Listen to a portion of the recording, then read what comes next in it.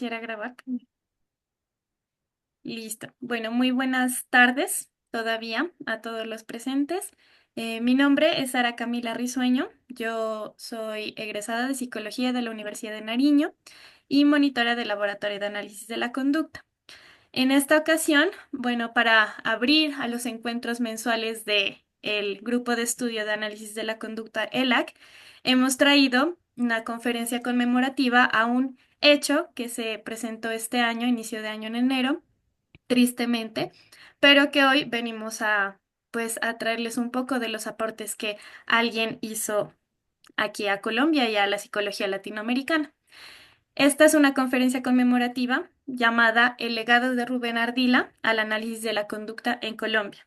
Todos aquí creo que en algún momento de la academia hemos escuchado de Rubén Ardila, entonces creo que va a ser una ponencia bien importante para dar apertura a los eventos de este año. Entonces le doy la bienvenida al doctor Wilson López López. Él además, bueno, les voy a mencionar un poco de todo lo que él ha hecho.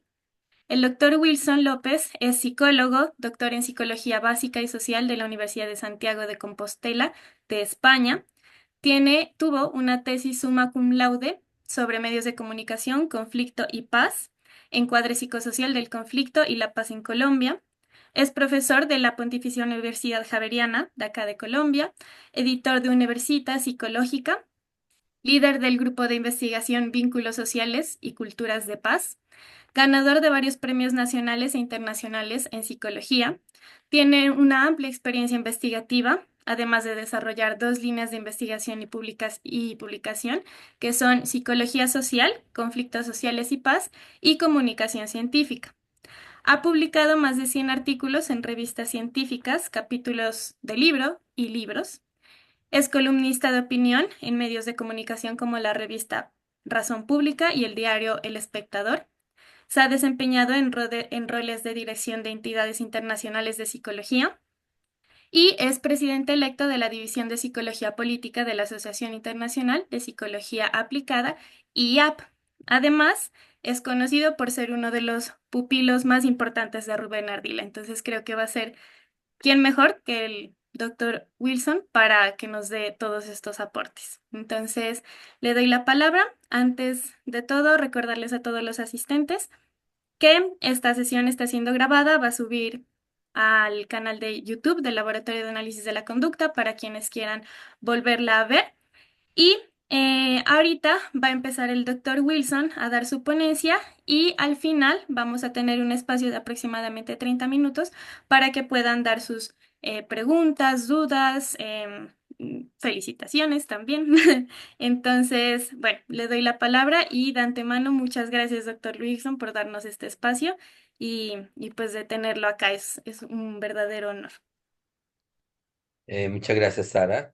Em, Primero, muchas gracias a Omar Calvache, que es un pupilo mío muy querido, al que le voy a querer toda la vida y que, bueno, estuvo conmigo en muchas de estas travesías desde hace muchos años. Entonces, gracias por invitarme. Siempre que me invitan a Pasto me parece un súper lugar, me cae muy bien y pues tengo esa entrañable relación con Omar, que ya lleva muchos años y que no se va a romper. Entonces es una cosa muy agradable saber que uno tiene amigos así para toda la vida. Así que muchas gracias a Omar por esta invitación. Bueno, y gracias a Sara por esta presentación. Eh, una cosa que les puedo decir es que es fácil que para tener una visión más clara de lo que tengo y de mis artículos pueden entrar a mi ORCID. Lo único que tienen que hacer es colocar Wilson López López ORCID o entrar a mi Google Scholar, Wilson López López Google Scholar, o a mi Wilson López López ResearchGate. Ahí encuentran artículos, capítulos de libro, algunos están en acceso abierto, otros no, y demás. ¿Listo?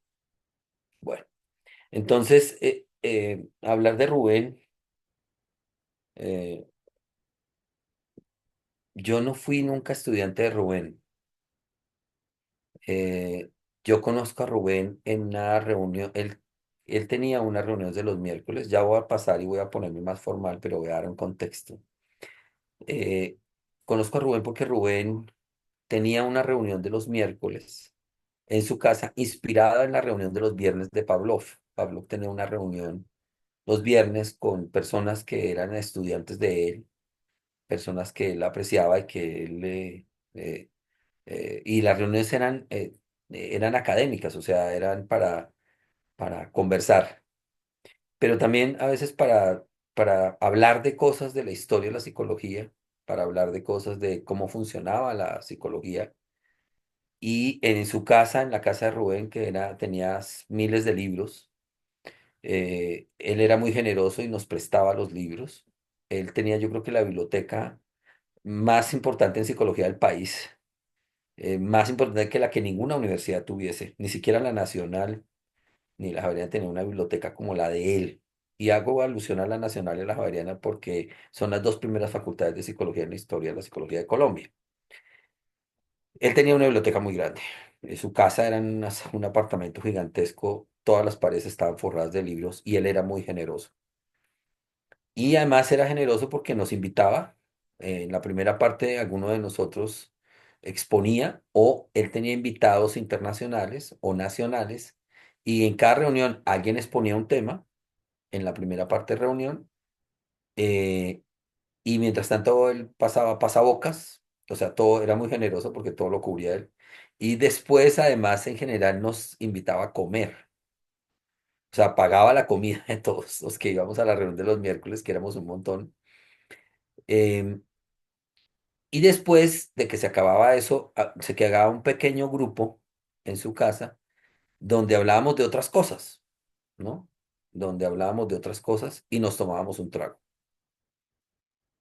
Em, Repito, Rubén fue una persona maravillosa, generosa en ese sentido. Y yo en particular le agradezco porque yo era el único que en esa reunión de los miércoles asistía y no era de la Universidad Nacional o de la Universidad Javeriana o la Católica o los Andes. Eh, y ya Rubén había creado y ya estaba todavía en ese momento, había vuelto a la Nacional como profesor, pero él había creado ya el Departamento de Psicología de los Andes. Entonces, desde esa época, eso, repito, hace más de 30 años, más de 35 años, Rubén abre la puerta y confía en mí. Y jamás voy a olvidar que, pues yo hablé alguna vez, me estaba muerto del susto en ese grupo, y hablé, y repito, jamás voy a olvidar esa oportunidad que él me da, gracias, para escribir en un libro de la historia de la psicología en Colombia que él decide reeditar. Él había escrito en el año 78, creo, un libro de historia de la psicología en Colombia, pero era un libro que que él lo escribió todo. Pero en este momento, en los años 80, finales de los 80, eh, y es que el libro lo presté a un estudiante, lo que dije, lo voy, lo traigo y lo muestro. En ese libro él decide invitar a una serie de personas. Yo era muy joven, sinceramente, y me dice, Wilson, escribe un capítulo sobre la investigación más representativa en la psicología colombiana para ese libro, que se iba a llamar Historia de la Psicología en Colombia. Y yo le digo, Rubén, pero yo soy un muchachito, yo no sé cómo voy a decir yo qué es lo más representativo. Y me dice, muchacho, yo confío en ti, así hablaba él. Em, Perdón porque voy a hacer una presentación muy anecdótica, más que toda formal, porque yo sé que aquí pues están estudiantes y uno aprende de esas cosas, ¿no? Y realmente eso cambió mi vida porque, en muchos sentidos, porque claro, para hacer ese capítulo del libro, yo me metí, dije, yo no soy quien para decir qué es lo más relevante y qué no. Y entonces decido irme a la Biblioteca de la Nacional a buscar todo lo que estaba publicado en la revista de Historia en la revista de Psicología de la Universidad Nacional, que era una revista que se había fundado en el año 50 y tanto, y que estaba en la Nacional. Y empiezo y en ese momento esa revista lo que hacía era publicar las trabajos de grado de los estudiantes recién graduados de la Nacional. Y eso me llevó a mi línea de trabajo en estudios bibliométricos. Tal vez soy el autor colombiano que más ha escrito temas de bibliometría en Colombia, pero me llevó fue eso, mi preocupación y mi ansiedad por no saber qué hacer, no saber cómo decir qué era lo más representativo y qué no. Entonces Rubén, sin saberlo, porque yo creo que no lo sabía, y con una confianza tremenda en alguien que no era de una gran universidad, egresado de la Inca, no era de la Nacional, no era de los Andes, era de una universidad que no tenía un prestigio, no era, ¿no? Me encomienda esa tarea y esa tarea me lleva a mí a la noción de que era posible que alguien como yo, que me sentía todavía una persona muy joven y que me parecían cosas imposibles, que todavía no me veía siendo parte de esta historia, esa confianza marcaría para mí toda mi vida, realmente.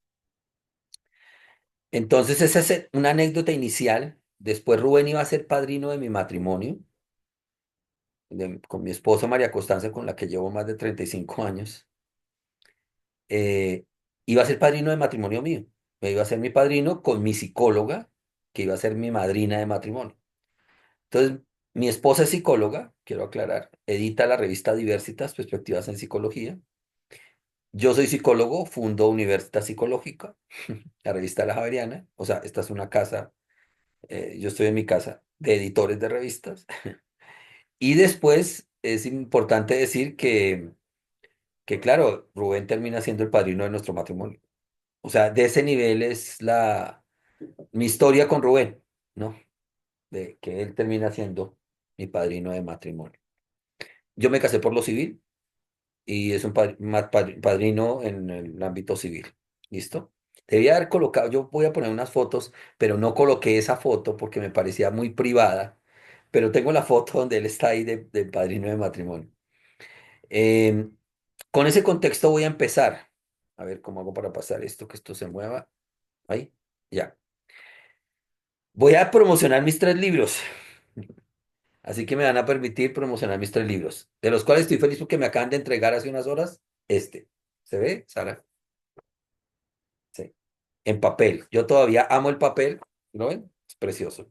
Precioso, bellamente editado. Es un libro derivado de un proyecto que hice en Montes de María. Desde una perspectiva, yo tengo una perspectiva comportamental de carácter comunitario. Y el libro es de investigación, acción participativa, porque eso es lo que hacen los investigadores comportamentales comunitarios. ¿Sí? Si quieren de eso pueden haber preguntas después, porque hay gente que no entendía, después no iba a entender como un conductista, como yo, que conoció la casa de Skinner, que fue invitado por la hija de Skinner a su casa en Cambridge, en Massachusetts. Muy pocas personas se pueden decir que estuvieron en la casa de Skinner. Yo fui invitado por la hija de Skinner a su casa y conocí a Catania y a otras personas. Y siempre digo esto abiertamente, mi inglés no era tan bueno, no soy bueno para entender los chistes a veces, menos los chistes en inglés, y lamento profundamente eso. Era muy joven y estaba muy nervioso y ansioso. Para mí fue una experiencia única. En esa época no habían celulares, por eso no tengo fotos de eso. Tenía una cámara muy mala y tomó mal fotos. Y tengo unas fotos malas que no sé, que tengo, no las sé, tengo que buscarlas, pero no son buenas fotos. El otro libro es de historia de la psicología, que yo creo que en menos de un mes debe estar listo. Se lo voy a recomendar. ¿Por qué? Porque yo creo espero que las facultades de psicología lo compren. Es un libro más o menos de 900 páginas. Magrau Gil España lo edita. Y repito, para los cursos de historia de la psicología. Ahí hay un capítulo muy bonito de conductismo, historia del conductismo, que hago yo con 2 pupilos míos que quiero mucho, Camilo Hurtado eh, y José Ardila, ¿sí? Y el primer libro que ustedes ven ahí es un libro que hace la editorial Springer en honor a la revista que yo fundé y edité hace más de 24 años. Y se llama Trends in Latin American Psychology. Entonces aquí hay un libro de revista que ya está listo, se puede entrar al internet y bajarlo los que tienen el convenio con Springer, que creo que la Universidad de Nariño lo tiene y no cuesta. Sí. Está el libro este de Psicología Inclusiva, que sí no ha llegado, y está este libro que vamos a lanzar en la Feria del Libro el próximo lunes, que va a estar disponible y que va a ser, yo creo que un libro, es un libro metodológico hecho para gente que trabaja en temas comunitarios, para ONGs y demás. Bueno, entonces, con el permiso de ustedes, promociono mis 3 libros que están que lanzo en este mes. Yo creo que yo he venido trabajando en esto que ustedes están viendo acá, si lo ven. Esto es lo que yo denominé ecosistema de conocimiento. Es decir, entender la obra de Rubén es entender a Rubén y su obra dentro de un ecosistema de conocimiento. Rubén como editor, fundador de la que fue por muchos años la revista más importante de la psicología en Colombia, la única revista que estaba en WOS, la Revista Latinoamericana de Psicología, año 69. Después iba a fundar la revista Avance en Psicología Clínica Latinoamericana, que iba a terminar llamándose Avance en Psicología Latinoamericana. El rol de Rubén como editor, no solamente de estas 2 revistas, que aún viven, que afortunadamente él generosamente las dejó en manos una de la Conrad Lorenz y otra de la Universidad del Rosario. Eh, el rol de Rubén, el papel de Rubén como editor de libros, más de 35 libros. También el Rubén investigador, que va a ser muy amplio sus tipos de temas de investigación. Es decir, él se forma en Lincoln, Nebraska, y él vuelve a Colombia como psicólogo experimental y aun cuando tiene un papel determinante en áreas de la conducta y se vuelve analista de la conducta y conoce a Skinner y Skinner escribe en el primer boletín de Alamoc cuando él la crea en el año 75 o algo así. Sí, porque estábamos celebrando los 50 años. Pero como investigador, Rubén participó en diversos tipos de investigación, ¿sí? Desde investigación en aprendizaje, por ahí en los años 70, en aprendizaje temprano, hasta investigaciones recientes de todo tipo. El rol de Rubén también como una persona que eventualmente participaba, le hacían entrevistas que salieron en el periódico El Tiempo hace muchos años. El rol de Rubén como una persona que hacía eso de la reunión de los miércoles, es decir, en esa época no habían semilleros de investigación, en esa época no habían estas cosas, entonces Rubén crea un ambiente de una comunidad de personas que estaban con él, que iban a ser una especie de colegio invisible. Yo creo que una de las cosas que va a aparecer, ya se lo propuse a un par de historiadores con los que, de chilenos, un historiador chileno en particular, que le dije, hagamos un análisis bibliométrico del impacto de la obra de Rubén. Y vamos a ver qué se puede hacer con eso. Pero, y que va a ver el tema del rol de él como constructor de comunidad académica y científica. Eh, Tal vez la relación con el Estado está asociada a que Rubén fue parte de temas gremiales, crea la Sociedad Colombiana de Psicología, crea la MO, eh, hace parte de la Asociación Colombiana para el Avance de la Ciencia, forma parte de la Academia de Ciencias. Y entonces tiene un rol de interlocución con algunas entidades del Estado en momentos distintos. No conozco, tal vez el tema de empresas puede tener más que ver con la Fundación para el Avance de la Psicología que él crea para sustentar algunas de estas iniciativas que él iba a tener. Entonces Rubén, como que uno puede ver el rol de Rubén en muchas formas, ¿no? Como un formador, como un investigador, como una persona que producía información, como un comunicador. Eh, En serio, Rubén, eran varias personas. ¿Sabe? Cuando uno se reunía en privado con él podía ser muy profundo, pero cuando hacía conferencias a veces, yo a veces le criticaba, le decía, Rubén, ¿por qué no subes el nivel de la conferencia? Y él me decía, muchacho, porque es para que todo el mundo entienda. Pero él era un tipo muy formado y tenía mucho conocimiento de muchas cosas.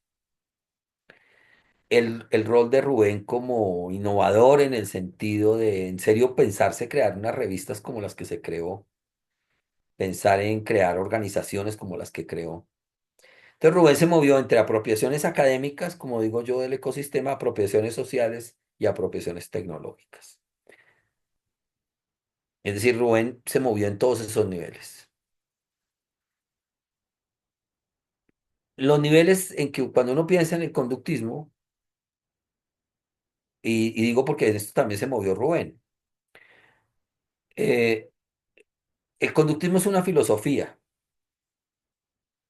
el conductismo es un conjunto de metodologías, el conductismo es un conjunto de tecnologías y el conductismo es un conjunto de técnicas, de instrumentos.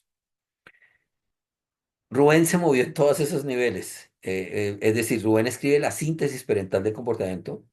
Tengo que decirles que no estuve de acuerdo con cosas que él decía en la síntesis experimental de comportamiento, pero escribe sobre filosofía. La síntesis es un producto filosófico. Es un esfuerzo de Rubén por tratar de pensar, y yo creo que está influido porque los esquemas de la síntesis experimental de comportamiento son muy bungianos, eh, y aun cuando mucha gente lo criticó porque le parecía que no, que era muy obvio el tema, realmente es un esfuerzo de Rubén por buscar darle una consistencia filosófica a una perspectiva como la que él a veces tenía. Rubén trabaja en términos de investigación, entonces tiene una perspectiva metodológica de la experimental de la conducta, eh, hace análisis conductual aplicado, incluso fue terapeuta, ¿sí? Y además de eso, pues Rubén cuando, por ejemplo, escribe, él abre la conversación porque Rubén es un intelectual, como dijo Nicolás Morales, el director de la editorial, que abiertamente presenta la homosexualidad y la presenta con una perspectiva muy conductual, de variabilidad del comportamiento. Entonces Rubén tiene todo, juega en todo este panorama de lo que es el conductismo. En el conductismo hay muchas perspectivas filosóficas, o sea, la de Emilio Rives, por ejemplo, pues, que yo creo que hay batallas perdidas. Yo creo que él también perdió la batalla porque decir que la psicología no es psicología aplicada y que eso no sirve para nada, pues eso ya es imposible porque la mayor parte de la psicología es psicología aplicada. O decir que la psicología pues, de laboratorio tampoco tiene mucho sentido. Bueno, igual, lo que diga, lo que uno ve es que se mueven en todas esas dimensiones, ¿no?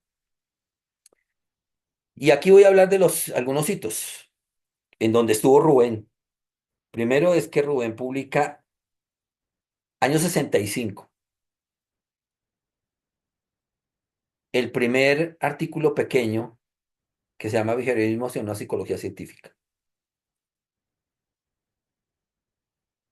Aun cuando él se había formado en psicología experimental, no en análisis experimental en Nebraska, él yo creo que considera que las ideas de Skinner eran muy fuertes, muy potentes, para que tenían impacto, ¿sí? Y por eso esto es un artículo fundacional del conductismo en Colombia. Imagínense, lo escriben en el año 65. Es decir, ese artículo tiene 60 años. 60 años. El primer artículo escrito sobre conductismo lo escribe Rubén. Era un artículo corto, de reflexión. Después Rubén escribe la obra más vendida de la psicología, que es ese libro que ustedes ven ahí, esas portadas, que se llama Psicología del Aprendizaje, año 1970.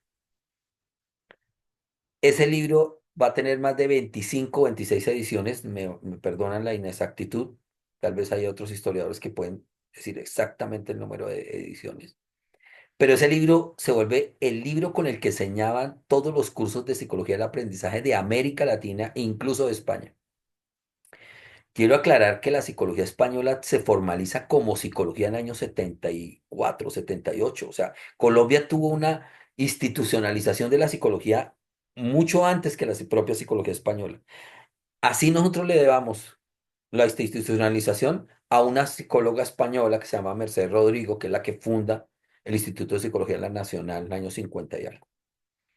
Pero este libro es una cosa Es un libro pequeñito, pero que sirve para los cursos de psicología del aprendizaje. Y Rubén además decía que él había introducido algo que no solían tener los libros de psicología del aprendizaje. Es decir, Rubén, en esa época, y quiero que se imaginen, quiero que piensen en 1970. No había casi literatura en español de psicología. Y este libro se vuelve, entonces por eso Rubén iba a escribir tantos libros, porque esos libros de Rubén iban a terminar sirviendo para la formación de los psicólogos por muchos años en toda América Latina. Ah, claro, este libro no es solamente de conductismo, pero claro que tiene una perspectiva conductual.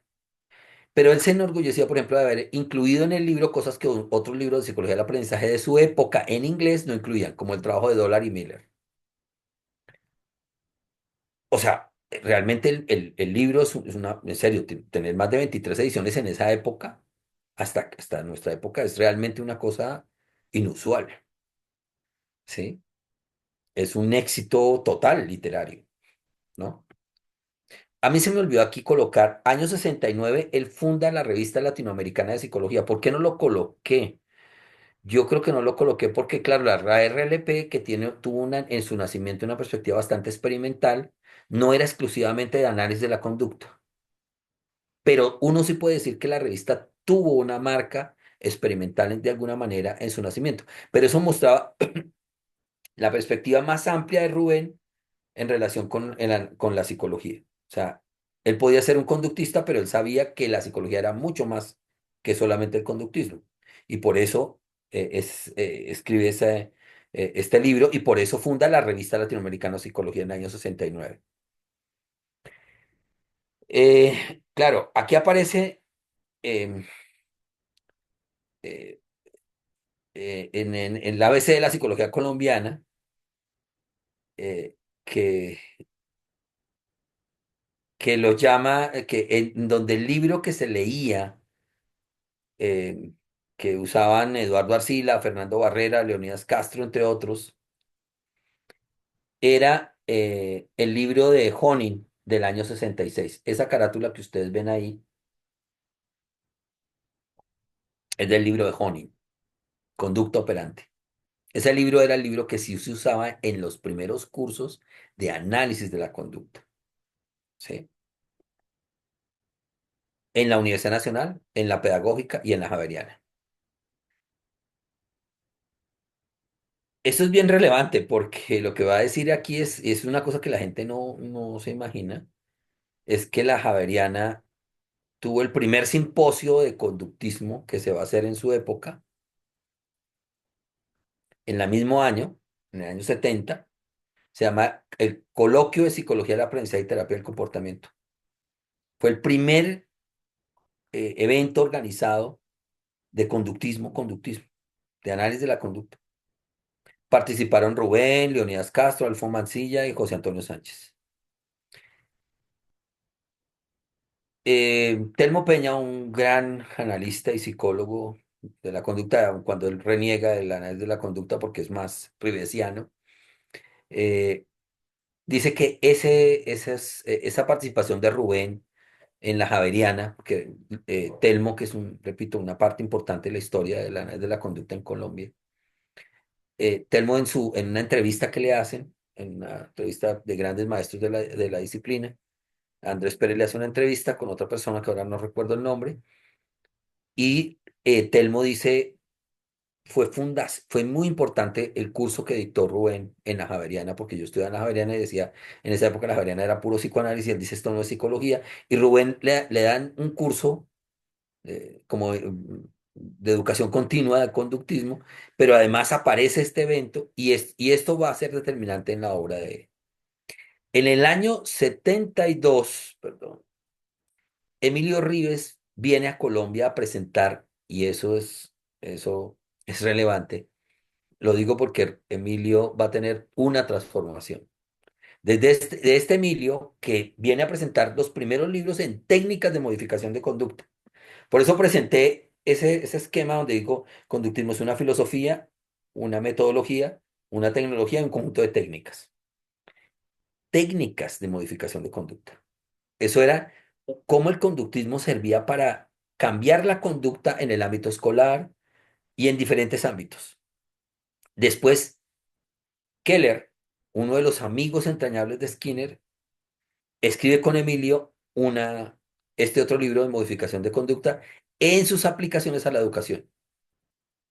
¿Sí? Pero en ese momento, este libro, Técnica de Modificación de Conducta, fue un libro muy importante en la historia del conductismo en Colombia, porque con él se formaron muchos conductistas, que lo que trabajan era una visión más de cómo formar conductistas aplicados, que supieran aplicar, porque en eso iba a ser un poco el éxito del conductismo. Después, en el año 72, Rubén abre el programa de psicología de la Universidad de los Andes. Funda el programa de psicología de la Universidad de los Andes con énfasis experimental. Claramente. O sea, crea claramente un programa experimental en los Andes. Y aquí está en esta foto que ustedes ven ahí, que es de un artículo viejísimo que escribió Estefano. Eh, está en una foto, crean el Instituto Watson, el grupo Watson, ¿sí? Que es una iniciativa de varios conductistas de la época, varios jóvenes de la época, deciden estudiar. Recuerden que en esa época no había ni grupos de investigación, no había semilleros, no había institucionalización como la que tenemos ahora. Todas estas eran iniciativas individuales.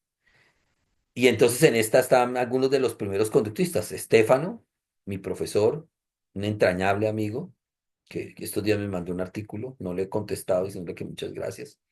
Rodrigo Polanco, ahí están muy jóvenes. María Clara Gaviria, Mario Res, Rodrigo Rodas, Yolanda Filis, Bernardo Rojas y Antonio Ortiz. ¿Sí? Y sentados están, no se pueden ver bien en la foto, era muy vieja en blanco y negro. Rubén Ardila, María Eugenia Serrano, Teresita Velázquez, que iba a ser después que iba a manejar el tema de pruebas en la Nacional, Juan Pablo Quevedo y una dama que no se está identificada. Y está una foto de Watson. En ese contexto, en 1973, algunos estudiantes de la Javeriana deciden cambiar de universidad. Es decir, hay una crisis en la Javeriana y los estudiantes se van de la Javeriana para los Andes. Muchos de ellos iban a hacer su carrera como conductistas desde los Andes. Eso fue una pelea tremenda que hubo en la Javeriana en esa época, que pierden los conductistas. El decano en ese momento era José Antonio Sánchez. Luego él sale de la Javeriana y con él se van un montón de estudiantes a los Andes. Eh, ah, miren lo que dice en esta slide. Realmente eran como 25 estudiantes. Eso era un montón. Que se fueran de una facultad a otra porque en esa época no estudiaba tanta gente psicología. Acuérdense que esa época, en los años 70 eso no, la psicología era una cosa novedosa, que estudiaban unas pocas personas, que apenas se estaban dando cuenta de de la cantidad de aplicaciones que tenía. Y ahí sí se forman, básicamente crean cursos abiertamente conductistas y crean el laboratorio Watson, que son los de esa foto que ustedes vieron atrás. Y en ese mismo año crea Luis H. Ramírez, un conductista formado en México, vuelve a Colombia y crea el Centro Skinner, que después se iba a llamar INPI, después lo iba a comprar otra, no sé quiénes, y ahora se llama Corporación Universitaria Iberoamericana. Pero era el Instituto Skinner, que era un instituto para técnicas de modificación de conducta, de trabajo con niños con retardo en el desarrollo, con problemas de aprendizaje, ¿no?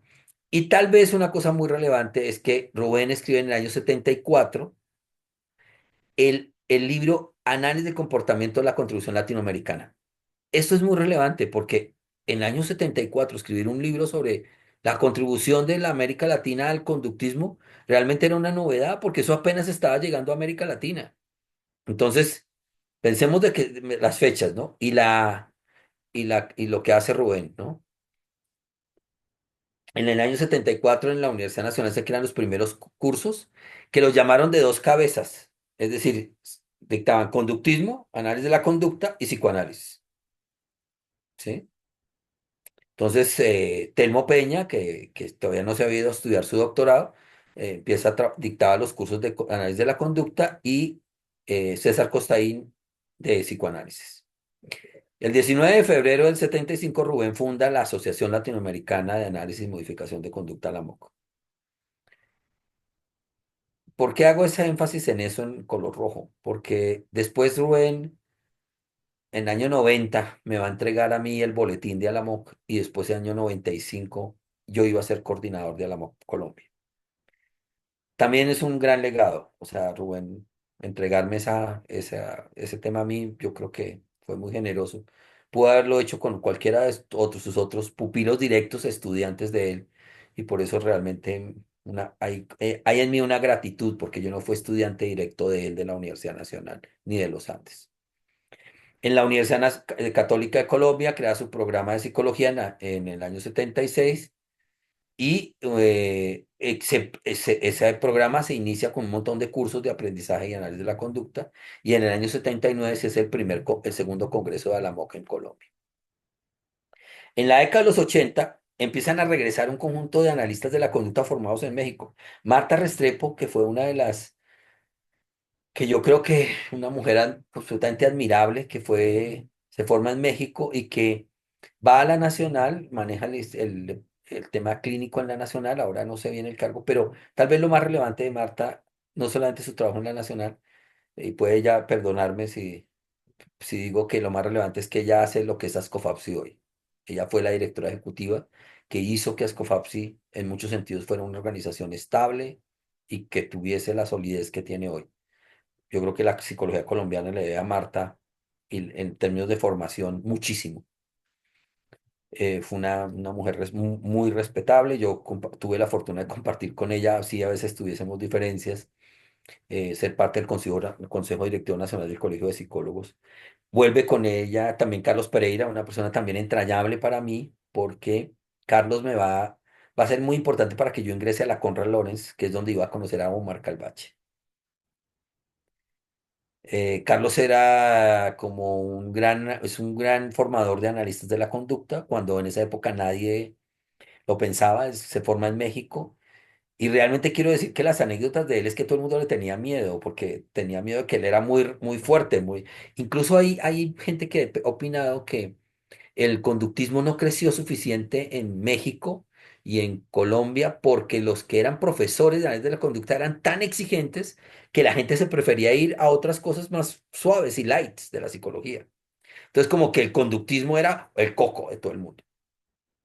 Yo creo que fue una estrategia equivocada, porque debimos haber sido más reforzantes con los que se interesaban en el conductismo y debimos haber cuidado más la gente, pero bueno, eso es la época. También Carlos todavía está vivo, Marta está viva, Luis Flores, que iba a ser muy relevante en la psicología de la salud, es el padre de la psicología de la salud que nos dejó hace poco, hace como 3 años, murió, pero iba a ser el papá de la psicología de la salud en Colombia y se formó en México con analistas de la conducta. También tengo un recuerdo bonito de él porque me invitó a escribir en un Festscript que Luis le organiza a Rubén hace muchos años. Festscript es como una obra en honor a alguien. Yo también quisiera que me hicieran eso. Y Luis Flores lo hizo por Rubén. Todos ellos se forman en la UNAM de México, en áreas de la conducta, y vuelven aquí. Y además, Telmo Peña y Leonidas Castro, formados en la Universidad del Estado de Nueva York, en Stony Brook, formados con Racklin, Howard Racklin, el gran conductista contemporáneo, y con Logue, ¿sí? Ellos lideran la formación de analistas de la conducta en esta década en diversos espacios de formación. Van a tomar como el liderazgo, muy con una perspectiva clínica, conductual y comportamental, que va a ser muy influyente en muchas generaciones. En el año 80, Aragón organiza el 10º simposio de análisis de la conducta y en el año siguiente crea la Fundación Universitaria Conrad Lorenz, que ahora está de fiesta porque les acreditaron un programa de análisis de la conducta ABA internacional. Es claro que a pesar de que se llamara Conrad Lorenz, yo fui afortunado porque tengo que decir que Aragón me apreció mucho. y que confió también en mí en cosas, pero al final hubo, como a veces en las relaciones institucionales, desavenencias, y yo salí de la Conrad Lorenz para irme a la Javeriana.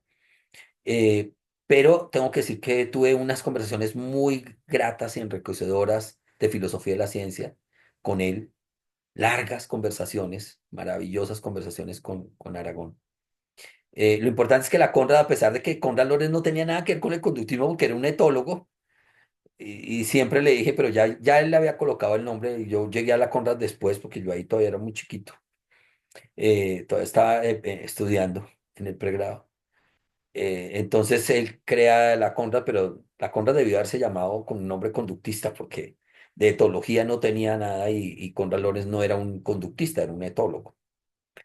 Pero bueno, en el 82 Leonidas Castro lidera la creación de la KTC, que es la Asociación Colombiana de Terapia, Análisis y Terapia del Comportamiento, y crean la primera revista, que desafortunadamente murió, que se llamó la Revista de Análisis del Comportamiento. Sí, desafortunadamente la revista perece porque es difícil crear y sostener una revista, y más porque las asociaciones, o sea, era un poco ingenuo, porque yo creo que a veces ellos venían de Estados Unidos y pensaban que se podía hacer lo mismo en Colombia, pero las revistas en Colombia las puede sostener instituciones como las universidades, o en un esfuerzo titánico como el que hizo Rubén con la revista latinoamericana de psicología y la revista Avance de Psicología, porque él crea, la sostiene, ¿no? La sostiene, cuando era muy difícil sostener las revistas.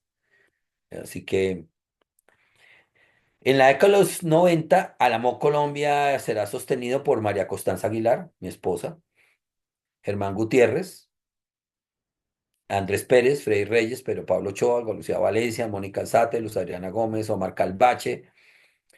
Todos ellos, eran muchos de ellos estudiantes míos, excepto mi esposa, que ella va a ser estudiante mía en la maestría, pero ella ya era una profesional y me acompañó muchísimo en esto. Repito, él va a ser padrino de nuestro matrimonio eh, en los 93. Que mi esposa se va a poner bravo que dice, no te acuerdas cuándo me casé. Con Omar, entonces a Omar lo conozco desde esa época, era mi estudiante. Freddy y Andrés no eran mi estudiante, pero en esa época no existían semilleros, entonces nos reuníamos los sábados en la Católica, donde yo empiezo a ser profesor, y nos reuníamos con ese grupo de personas que algunos eran estudiantes, otros no, tanto de la Católica como de la Conrad Lorenz y de los Andes. Yo era también profesor en los Andes. Por ejemplo, Federico fue mi estudiante. Amanda Rey de la Conrad, Sabina Bello, Daisy Ramírez, Nubia Sánchez, Jairo Rosso, Marcela Clavijo, Aldo Hernández, John Jairo Sanabria, Oscar Utria. Bueno, él no fue, Oscar Utria era, una persona de los Andes. Con ellos dictaban cursos para la MOC. Me acuerdo un curso de Oscar Utria fue el primer tal vez curso, que además los cursos los hacíamos en la casa de Rubén porque era un apartamento grandísimo y él generosamente prestaba su casa para hacer estas cosas. Después ya no, ya dijimos, no, eso no lo puede hacer Rubén. Y bueno, hacíamos eventos para poder mantener el boletín de Amor, que ahora les voy a mostrar fotos. Claudia Caicedo, muy joven en esa época, también nos dictó cursos, Amanda Rey también, bueno, René, bueno, Freddy, todos ellos dictaron cursos, Andrés, Ricardo Tamayo, Blanca Patricia Ballesteros de Valderrama. Entonces, en el año 91 asumo la edición del Boletín Internacional. Rubén me dice, muchacho, tú puedes editar ese boletín. Yo no me imaginaba lo que significaba eso, sinceramente era muy joven. Y en el año 95 termino siendo coordinador nacional de Alamoc hasta el año 2002, en la que yo creo con estas personas, algunas de estas personas que están ahí, ABA Colombia, ¿sí? Que después va a ser, perdón, ay, perdón, a mí se me olvidó decir que en el año 92 Leonidas Castro crea en la Conrad Lorenz la maestría en psicología clínica con un énfasis claramente conductual. Aristóbulos Pérez en el 94 edita el libro Manual del Laboratorio. Yo tuve la fortuna y el honor de hacerle una reseña para la revista latinoamericana en su época. Y aparece este libro, año 98. Este libro yo tengo los mejores recuerdos porque este libro que es un manual de análisis experimental del comportamiento. Yo lo edito eh, siendo muy joven, ¿sí? Y nos reunimos tenemos reuniones informales con Andrés Pérez y René Quiñones y Freddy Reyes. Y en alguna reunión de esas dijimos, oiga, y si invitamos a grandes analistas de la conducta, ¿será que nos escriben? En serio, yo era un profesor muy jovencito y resulta que los grandes empiezan a decir que sí. Entonces combinamos gente que se estaba formando en análisis de la conducta con, si ustedes ven el índice del libro, el libro está a la venta todavía, con analistas de la conducta jóvenes, con analistas de conducta consagrados internacionalmente, como Mark Richel, por ejemplo, o como Edward Camorris. Yo escribí el capítulo de filosofía del conductismo y creo que era muy joven para escribirlo. Pero ahora lo he leído y soy más generoso conmigo. En un momento dado decía, no quiero leerlo, eso está está muy mal escrito. Recuerden, imagínense, empieza en el año 98, no existían computadoras fácilmente, las computadoras las tenían algunas personas, entonces todo esto tenía que escribirse prácticamente como en máquinas de escribir y toda esa historia, entonces uno cometía muchos errores. Bueno, yo creo que el libro es un libro que cuando tenemos el libro, yo digo, ¿y ahora quién nos va a editar esto? Entonces yo me voy, digamos, entonces yo voy y les digo a René y a Andrés, eh, digámosle a Rubén, porque Rubén ya llevaba 20 libros o más publicados. Y Rubén dice, listo. O sea, el libro ya estaba, teníamos casi todos los capítulos. Y en la tarea de Rubén fue buscarle una editorial. Claro, a Rubén ya lo conocían en el mundo editorial. Y la historia de este libro es que este libro, claro, incluso cuando se ofrece, no habían doctorados en psicología y en análisis de la conducta en América Latina. Quiero que aclarar, en Brasil tal vez, pero en América Latina, en el mundo de habla hispana eso no existía. Y en México existían, pero no del nivel de este libro. Entonces alguien le dice a Rubén, pero es que ese libro tiene un nivel de doctorado. Y aquí no hay, o sea, de México para abajo y Brasil descontando esos dos, no hay ese nivel. Entonces, ¿quién lo va a comprar? Y él le dice a una persona, un psicólogo español, que no voy a decir el nombre, le dice, oiga, mm, le dice la editorial, si que él organiza un evento en España y él le dice, si ese evento me compra 300 libros, yo le edito el libro. Y nos editan el libro. Un libro que ni siquiera en España tenían doctorados en análisis de la conducta. Por eso Rubén aparece como primer autor, el primer autor editor, porque él consiguió la edición del libro. Pero quiere decir que René y que Andrés fueron determinantes y que René, Andrés y Freddy fueron determinantes en el libro. eh, Manual del Despertar del Comportamiento. El libro se vende. Yo creo que el libro tiene mucha actualidad, es muy bueno. Y fue muy ambicioso, porque los handbooks que se escribían en América Latina eran los que traíamos de Estados Unidos y que los traducía Trillas. Pero este era un libro hecho desde acá. Entonces hay contribuciones muy bonitas de psicólogos jóvenes, repito, con esta gente veterana norteamericana y europea, analistas de la conducta. Después, en el año 99, con la colaboración de María Malot, la directora ejecutiva internacional de esa época y de la actual ABA Internacional, hace que ABA Colombia se convierta como primer capítulo afiliado de ABA Internacional. Y aquí están las fotos bonitas, que ya estoy terminando para darle paso a preguntas. Miren, estos son los primeros boletines. Yo puse estas fotos porque yo guardé estos boletines porque en esa época no era como ahora, no había internet. Piensen en esto, había apenas estaba empezando el internet, no todo el mundo lo sabía usar, me acuerdo que uno usaba, pero todas estas cosas había que hacerla en una cosa que se llama mimeógrafos, que se imprimían y que, bueno, era todo un problema imprimirlos y esto no existía cómo digitalizarlos ni nada. Y empiezan a aparecer los boletines. Entonces yo por eso ese primero la llamé Una Nueva Época, ¿sí? Que es el primer boletín que yo edito. Pero después, claro, para poder sostener esos boletines había que hacer eventos. Entonces se vuelve una cosa entre comunicar el análisis de la conducta y para comunicarlo había que hacer eventos que ayudaban a formar analistas de la conducta. Y por eso hacemos cursos donde a la gente tenía que pagar. Pero a veces no nos iba tan bien porque pues quienes podían pagar, estudiantes que nosotros les dijéramos, mire, esto es una maravilla ser analista de la conducta. Claro, los cursos en general no eran cursos de psicología básica, sino eran cursos de análisis de la conducta aplicados. Entonces ustedes pueden ver, mire, todos estos boletines. Después yo le entrego, espérate a ver si alcanzo a ver ahí, así, aquí en este, el 19, en el año 95, yo asumo la coordinación de Álamo, Colombia, y Pedro Pablo Ochoa, le digo, oiga, usted edita el boletín, y lo empieza a editar. Ay, perdón. Después, miren, todos estos boletines, y después si ven, aquí aparece Álamo con Ava Colombia. Empieza la transición de Álamo. ¿Por qué? Porque yo le digo a Rubén, Rubén, es necesario pagar estos eventos, necesitamos la personería jurídica y no encuentran la bendita personería jurídica. Yo creo que esa cosa no se hacía, no se formalizaba en esa época. Pero yo no podía hacer un evento sin tener una cuenta de Ava Colombia, entonces creamos Ava Colombia. Entonces por eso es que empieza a aparecer Alamoc Ava Colombia. ¿Sí ven? Olga Lucía Valencia, por ejemplo, es editora de algunos números, ¿sí? Como están ahí.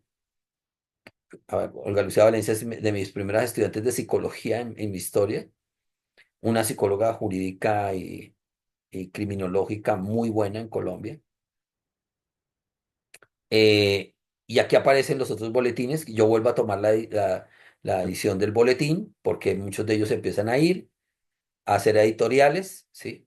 Hasta el año, ¿cómo está ahí? Eso es 31, 32, boletines, año 2002, ¿sí? O sea, toda la década. Aquí está la portada, entonces yo edito un número especial porque,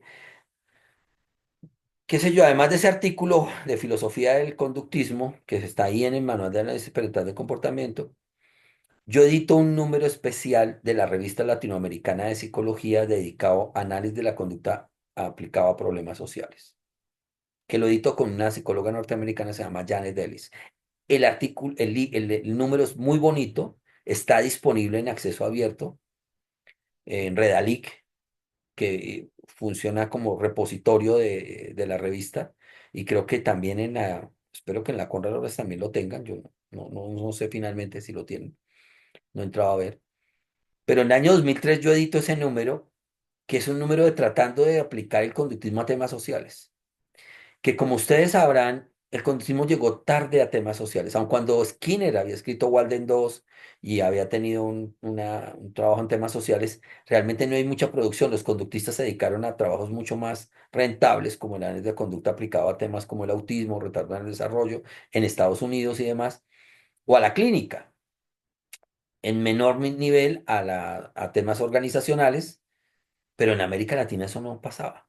Entonces, este artículo, número, yo digo, fue un hito porque es el primer número que se publica dedicado a análisis de la conducta, tratando de aplicarlo a temas sociales. Después, año 2020, formó parte de la fuerza de tarea que es para crear un sistema de acreditación que acaba de acreditar hoy, en estos días. Es la noticia que puso la Conra Lorenz.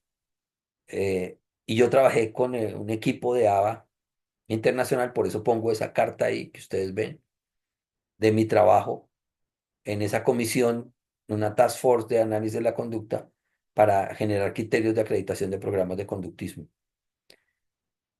Y mire, el resultado paradójicamente es que la Conrad Lorenz tiene su primer programa acreditado de ABA internacional, basado en un trabajo que yo hice, que formé por varios años como parte del- de una fuerza de tarea de eso, invitado por María Mara. Como ustedes ven, ahí está la evidencia con esa carta. Después yo gano dos veces el International de Guillermo Gran solo y después una tercera con otro compañero y ya.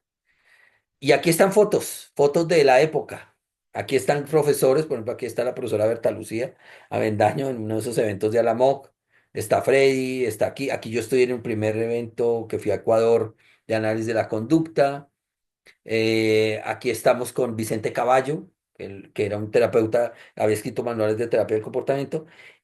Y Rubén invita a la hija de Skinner, a Julie. Eso fue muy relevante en la historia del conductismo colombiano, porque era la hija de Skinner. Ahora, era muy gracioso porque la hija de Skinner no era igual que Skinner, que podía hablar de todo. Entonces ella le preguntaban por cosas políticas y decía, no, yo no soy mi papá, yo puedo hablarle de lo que ella trabajaba, que era análisis de la conducta aplicada a la educación. A mí me sorprende porque ustedes ven a Julie, que fue muy generosa y querida, y ustedes la ven, hoy todavía la señora parece que no le pasaron los años, o sea, se cuida un montón. Y repito, tengo el más entrañable recuerdo porque ella me invita a la casa de su papá. Yo voy a recoger el International Development Grant que había ganado en Boston y se hace en ese momento estaban celebrándose el natalicio, los 100 años del nacimiento de Skinner. Y, y yo voy allá y de verdad fue una cosa increíble que ella me dijera, ven donde mi papá, estamos haciendo una recepción previa a la celebración de los 100 años de mi papá, ¿quieres venir y conocer la casa de mi papá? Imagínense que a mí me digan que voy a conocer la casa de Skinner. Eso para mí era, wow, ¿sí? Todavía lo sigo pensando y digo, soy un privilegiado porque eso no es un museo, porque es una casa en medio de Cambridge y no se puede volver un museo como qué sé yo, como la casa de Freud, que es un museo en Viena. No, aquí no es imposible. Así que yo fui un privilegiado porque pude ir a la casa y ver cómo era que vivía Skinner. Entonces, aquí están más fotos. Ah, bueno, ahí está una foto con un amigo entrañable que murió, que se llama William Rodríguez. Aquí estoy con mi esposa y Julie Skinner, ¿no? Todas estas fotos son con Julie Skinner, que fue una visita muy, de verdad, muy relevante para el conductismo en Colombia. Aquí está en uno de esos cursos que yo les comentaba. Y están todas estas personas que eran muy Aquí estoy Esto fue muy relevante. Este es Fabricio y Yolanda Suárez de Balcázar, que se forman como analistas de la conducta, pero que trabajaban temas de comunidad. O sea, cómo utilizar los principios del conductismo para trabajar en temas comunitarios. Y a mí eso me abrió una perspectiva. Yo dije, wow, o sea, los conductistas podemos hacer trabajo social y trabajo comunitario. Ellos fueron invitados a un curso que organizamos y ahí están. En la casa de Rubén alguna vez invitó a Einsec, que lo ven ahí, el gran teórico de la personalidad, y abajo invitó a su casa a Mario Bunge, y allá Rubén compró en las cercanas de Bogotá, cerca al Neusa, una casa a la que llamó Walden en honor a Skinner. Y entonces ahí estamos, yo estoy en una foto ahí con Rubén en el Walden. Arriba estoy con Rubén Ginás y Helio Carpintero, el gran historiador de la psicología, en un congreso internacional de psicología. Después Rubén me iba a acompañar en estas cosas quijotescas que organizamos con mi esposa y con Omar y todos ellos. En estas fotos debe estar Omar, que me acompañó en estas cosas de organizar Congreso Iberoamericano de Psicología de la Salud. Esto lo hicimos en Cartagena. Aquí ustedes ven, aquí está Paco Santonalla, el presidente del Consejo General de Psicólogos de España, está Rubén Ardila, está Luis Flores, de allá para acá. ¿Sí ven a Rubén? ¿Lo alcanzan a ver? ¿Tú lo ves, Sara? Está en la mesa, el primero de la mesa. Es que aquí yo no puedo señalarlo, no sé cómo señalarlo. Sí, ya reconocieron, ¿cierto? Tiene la mano acá. Está después está Luis Flores, está Jorge Grau de Cuba. Todos estos señores son precursores de la psicología de la salud. Está Francisco Santolaya, que era el director, el presidente del COP de España. Está Marta Restrepo y está Gloria Cajiao. Allá estamos inaugurando el Congreso Iberoamericano de Psicología de la Salud. Aquí están más fotos de ese evento. Arriba estoy con Marisa Sandoval y Claudio Caicedo, que iban a hacer una institución en la Conrad Lorenz. Y abajo estoy con Julie Skinner en una convención de ABA internacional y con Benjamín Giraldo, que ustedes lo pueden ver acá. ¿Sí? Aquí estoy con un profesor, se me escapa ahora el nombre, en esa convención de ABA. Me va a matar. Bueno, si llega a ver esto, que se quedó viendo en Estados Unidos y al que le debo un poco haber sido profesor rápidamente en la Católica porque él iba a asumir el cargo de profesor en la Católica de filosofía y él se casa y se va a Estados Unidos a hacer su doctorado. Entonces yo termino ocupando esa plaza por fortuna para mi carrera. Aquí estamos con Antanas Mocus, aquí estamos con el profesor José Rodríguez, que es el que está aquí, que fue uno de los creadores del colegio. Aquí estaba José Antonio Sánchez, ¿no? Que fue la persona que, aquí hay varias personas que ya no nos acompañan, ¿no? Aquí está Walter Rizzo en la época que era comportamental y daba cursos de eso antes de volverse un escritor de libros de autoayuda, que son muy valiosos. Entonces, estas fotos son memorables en el sentido de que había un montón de personas, algunas de ellas ya no eran tan amigas de Rubén. Se crea el Colegio Colombiano de Psicólogos. Recuerden que habían dos colegios en algún momento en su creación, menos mal aquí se logran unir los dos grupos, el de Rubén y el otro grupo, y crean el Colegio Colombiano de Psicología. Después aquí está nosotros organizamos el tercer Congreso Iberoamericano de Psicología y creamos la FIAP a Colombia. Y a mí me da dije, hay que hacer una cosa que se sienta a todos los decanos de Psicología de Iberoamérica. Entonces se invitó aquí está, está desde Sandra Castañeda, que está al lado mío, si pueden ver la foto, yo estoy ahí en un lado, ella era la decana de la UNAM, hasta César Hades, decano de la USPI, que está aquí arriba, un profesor entrañable que me invitó él fue director del Instituto de Desarrollo Estratégico de la USPI, pero muere atropellado después. Aquí habían decanos de toda América Latina y de Colombia. Y yo dije, es necesario que se sienten los decanos de América Latina a ver cómo que conversen porque la formación debería ser algo que nos conecte a todos, ¿sí? Aquí está Viviola Gómez, era la directora del Departamento de Psicología de los Andes. Aquí está Ricardo Álvarez, que era el decano mío en la Javeriana. ¿No? Bueno, esto fue un gran evento, yo creo un evento marcador porque la FIAP siguió haciendo sus congresos, acabamos el año pasado de tener un congreso, entonces yo creo la FIAP, presentó Redalic, un sistema de indexación de revistas que creo que ustedes lo conocen, ustedes han entrado a Redalic, Sara, han usado Redalic. Bueno, eso me lo inventé yo con un mexicano, Eduardo Aguado. Yo había escrito un artículo sobre que era necesario hacerlo y Eduardo dice, busca en un congreso de la FIAP en Veracruz y me dice, yo quiero hacer eso y creamos eso. Entonces creamos la FIAP, una federación de asociaciones de psicología, no era de individuos, sino de organizaciones de psicólogos. Creamos los encuentros de decanos, la RUIP se iba a llamar, Red Universitaria de Psicología, y creamos la red de editores de revistas de psicología su producto principal iba a ser Redalic Psicología, que ustedes pueden entrar y ver lo que hay en Redalic Psicología con la FIAP. Entonces, Rubén tiene un legado en formación y en intervención, ¿no? Creo que hay un tema de formación de pregrado, de maestría y de doctorado, que pues en la análisis del comportamiento no se comportó igual que en Brasil o que en México, en Colombia. Yo creo que por temas como diría Ginás, de la masa crítica de investigadores y por otras razones de carácter institucional. Y nada, muchas gracias. Aquí, aquí termino yo mi exposición y les doy espacio para que ustedes hagan preguntas, las que crean y quieran, y espero que esta exposición haya sido útil para todos ustedes, que haya sido interesante y bonita. Y de verdad preguntas. Entonces, Sara, Uy, pues, doctor, yo sí estoy impactada. Em, Me quedo como un poco corta de las palabras, creo que si estuviéramos, eso es como lo malo de la virtualidad, ¿no? Que no se puede tener los aplausos que creo que se merece. Bueno, yo tomé algunas notas que más que preguntas creo que son como agradecimientos al ver todo el avance que ha tenido el análisis de la conducta. Creo que mientras yo le menciono esto, me gustaría que los asistentes pudieran levantar la mano para cualquier cosa que le quisieran decir al doctor. Pues en un inicio, algo que estábamos de hecho comentando con mis compañeros, pues como para contextualizarlo a usted, acá en la Universidad de Nariño nosotros tenemos un grupo de estudio, ¿no? De análisis de la conducta.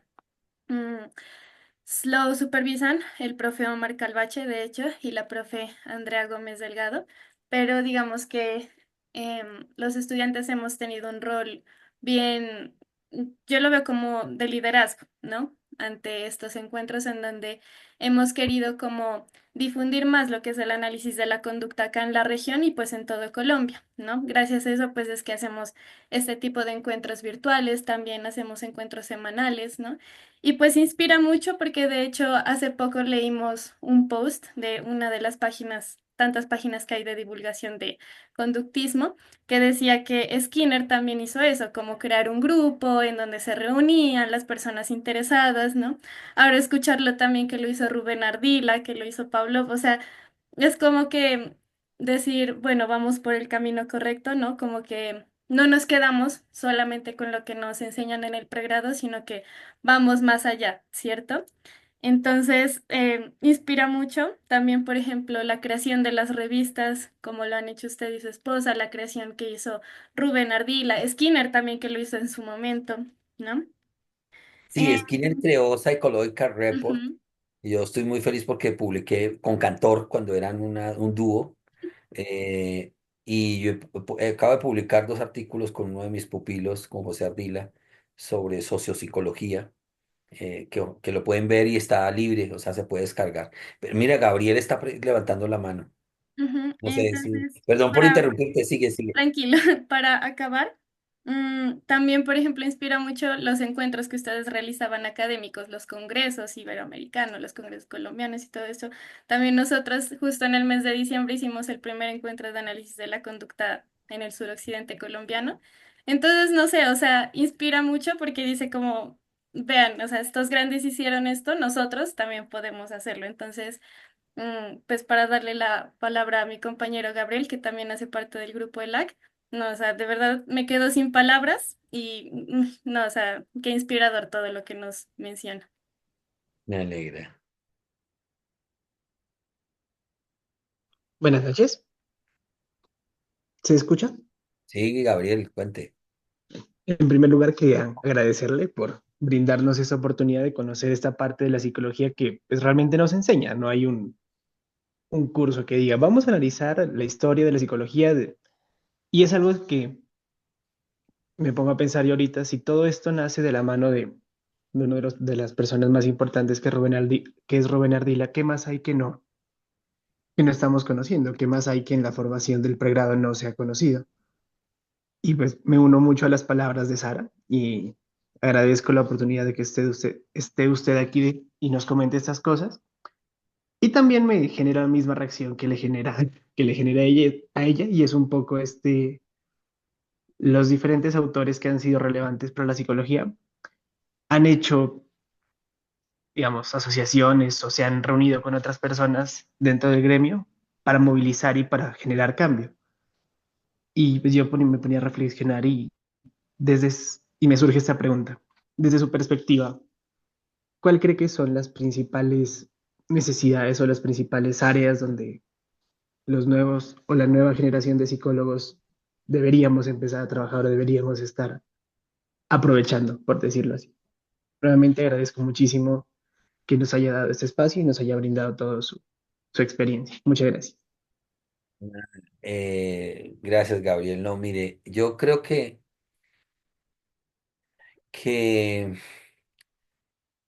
con Rubén yo aprendí que era posible hacer cosas como esas. Es decir, yo era un muchachito, quiero aclarar, egresado de una universidad que no era la más prestigiosa.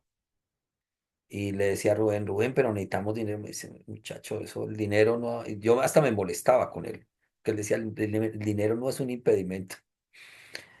En serio yo me molestaba porque decía, claro, Rubén tiene dinero.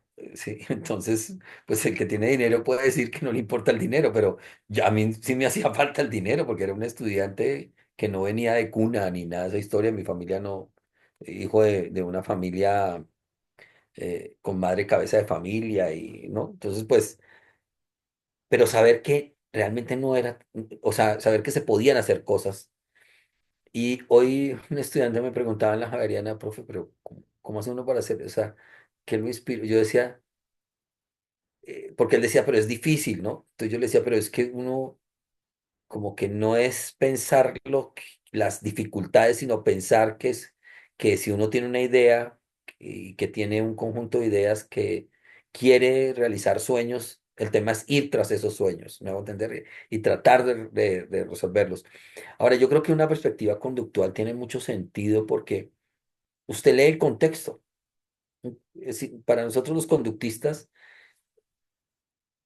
el contexto, si yo tengo claro que filosóficamente el contexto es determinante y que yo puedo hacer cambios contextuales y que puedo, y al conocer cómo funcionan las relaciones de aprendizaje, al conocer el valor del refuerzo, del castigo, al conocer cómo funciona la conducta verbal, al conocer cómo funcionan los desarrollos post-skinnerianos y todo lo que han dado para que entendamos más la conducta. Eso sirve para que nosotros nos comportemos, o sea, nosotros debíamos ser más exitosos. Incluso yo les decía, yo creo que un gran error de nosotros, ¿por qué no hay más conductismo en Colombia?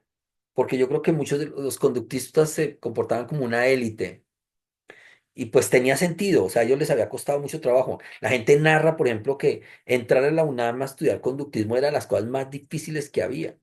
Entonces, claro, eso paradójicamente podía ser fuente de orgullo, pero también lo que hacía era que mucha gente no se metía a eso y se prefería ir a cosas más, nosotros llamábamos a eso blandas, más suaves, más lights de la psicología. Entonces, ser conductista requiere un conocimiento muy fuerte, me hago entender, o sea, estudiar mucho.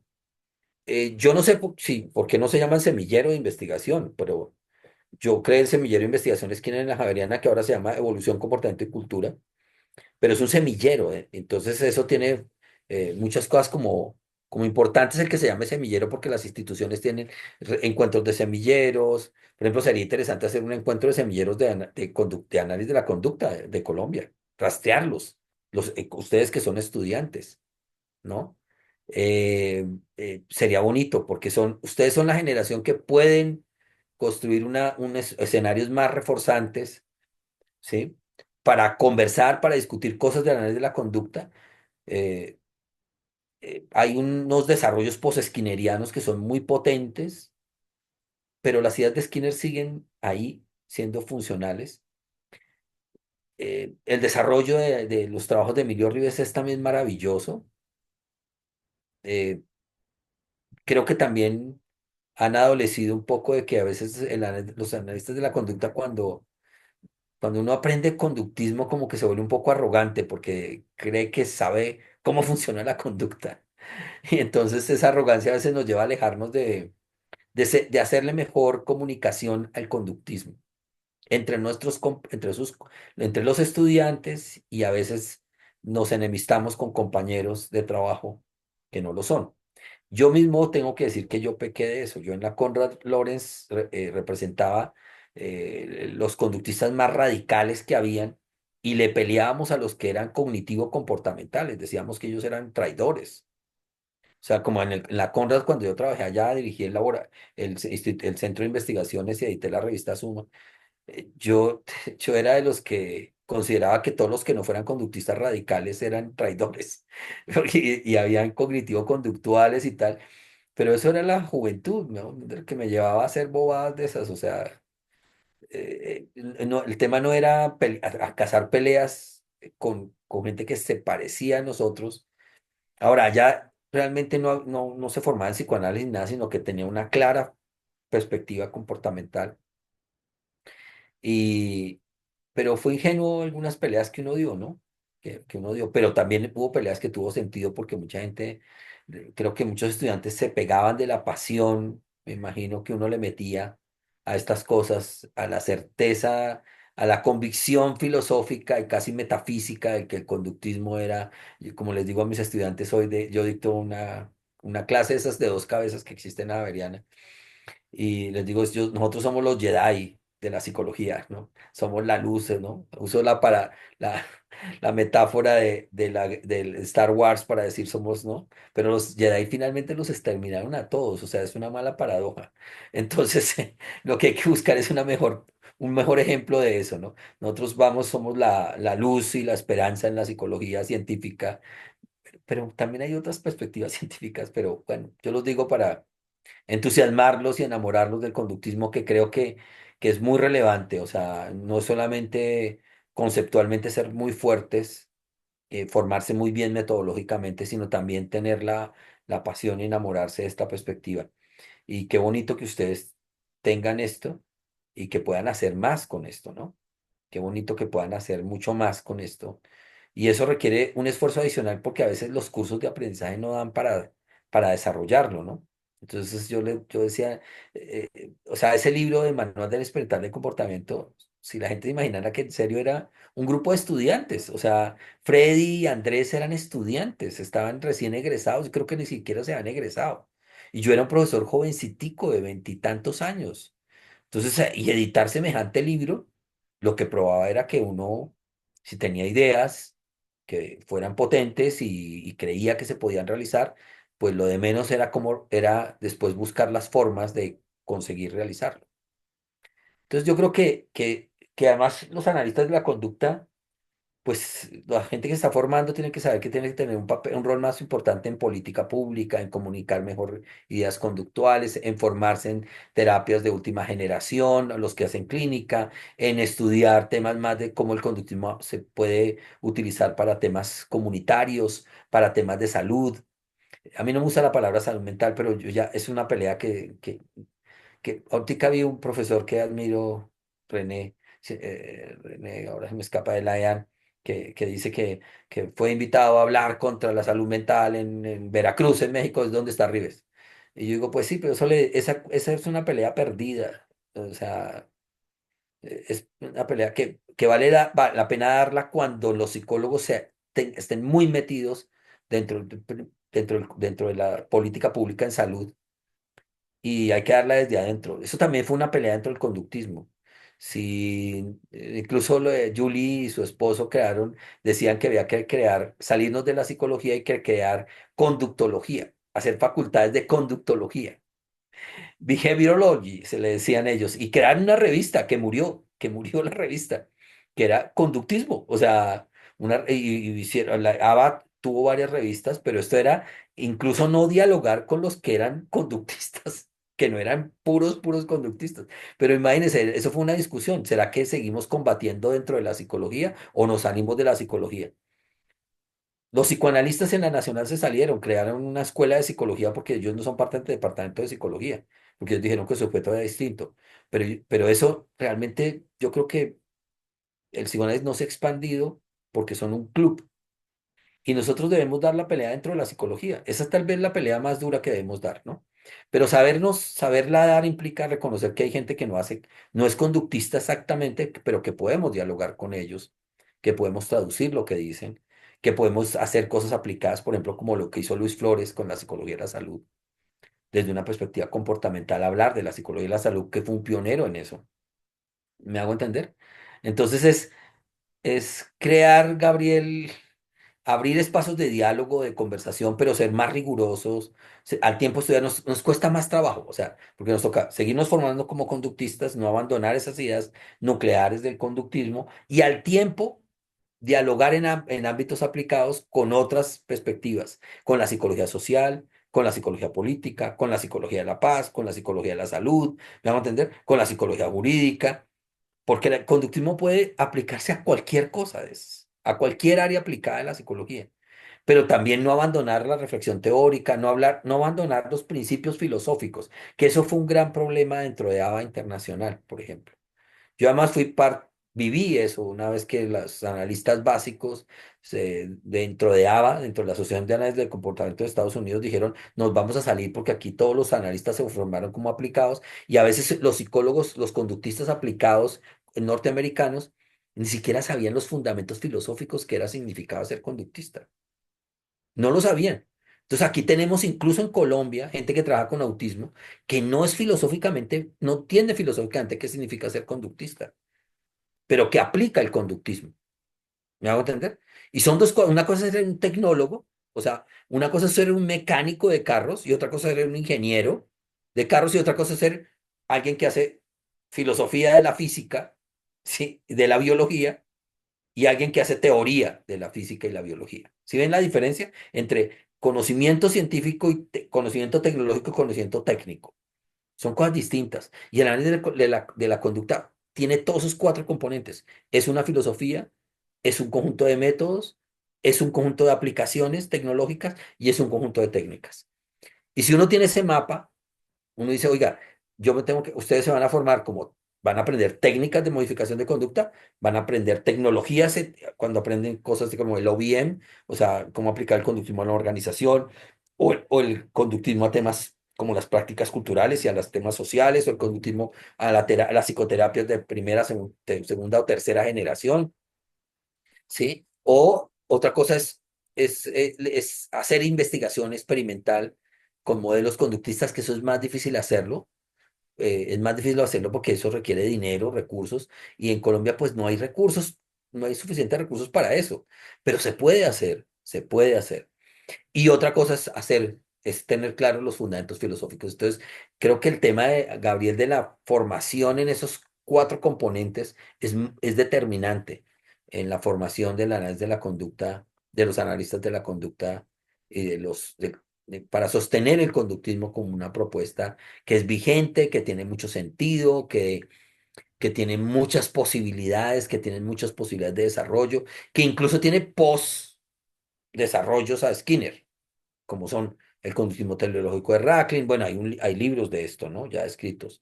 El conductismo de contextual funcionalismo de Stephen Hayes y Damon Barnes y los que crearon las terapias de tercera generación que son tan exitosas hoy, o el conductismo biológico de Timber y Allison, o el conductismo. Yo tengo un artículo que además está libre en el acceso sobre 7 conductismos contemporáneos que ustedes pueden encontrar y ver, que es una síntesis gráfica de esos conductismos post-skinnerianos que hay hoy, que es sencilla, pero ya hay libros de estos señores y hay gente que trabajó esto, o el conductismo teórico de Stadon, que se desprende, ya hay muchas cosas que no comparte con la tradición más radical skinneriana, pero que son desarrollos, que no la niega, pero que desarrollan propuestas novedosas.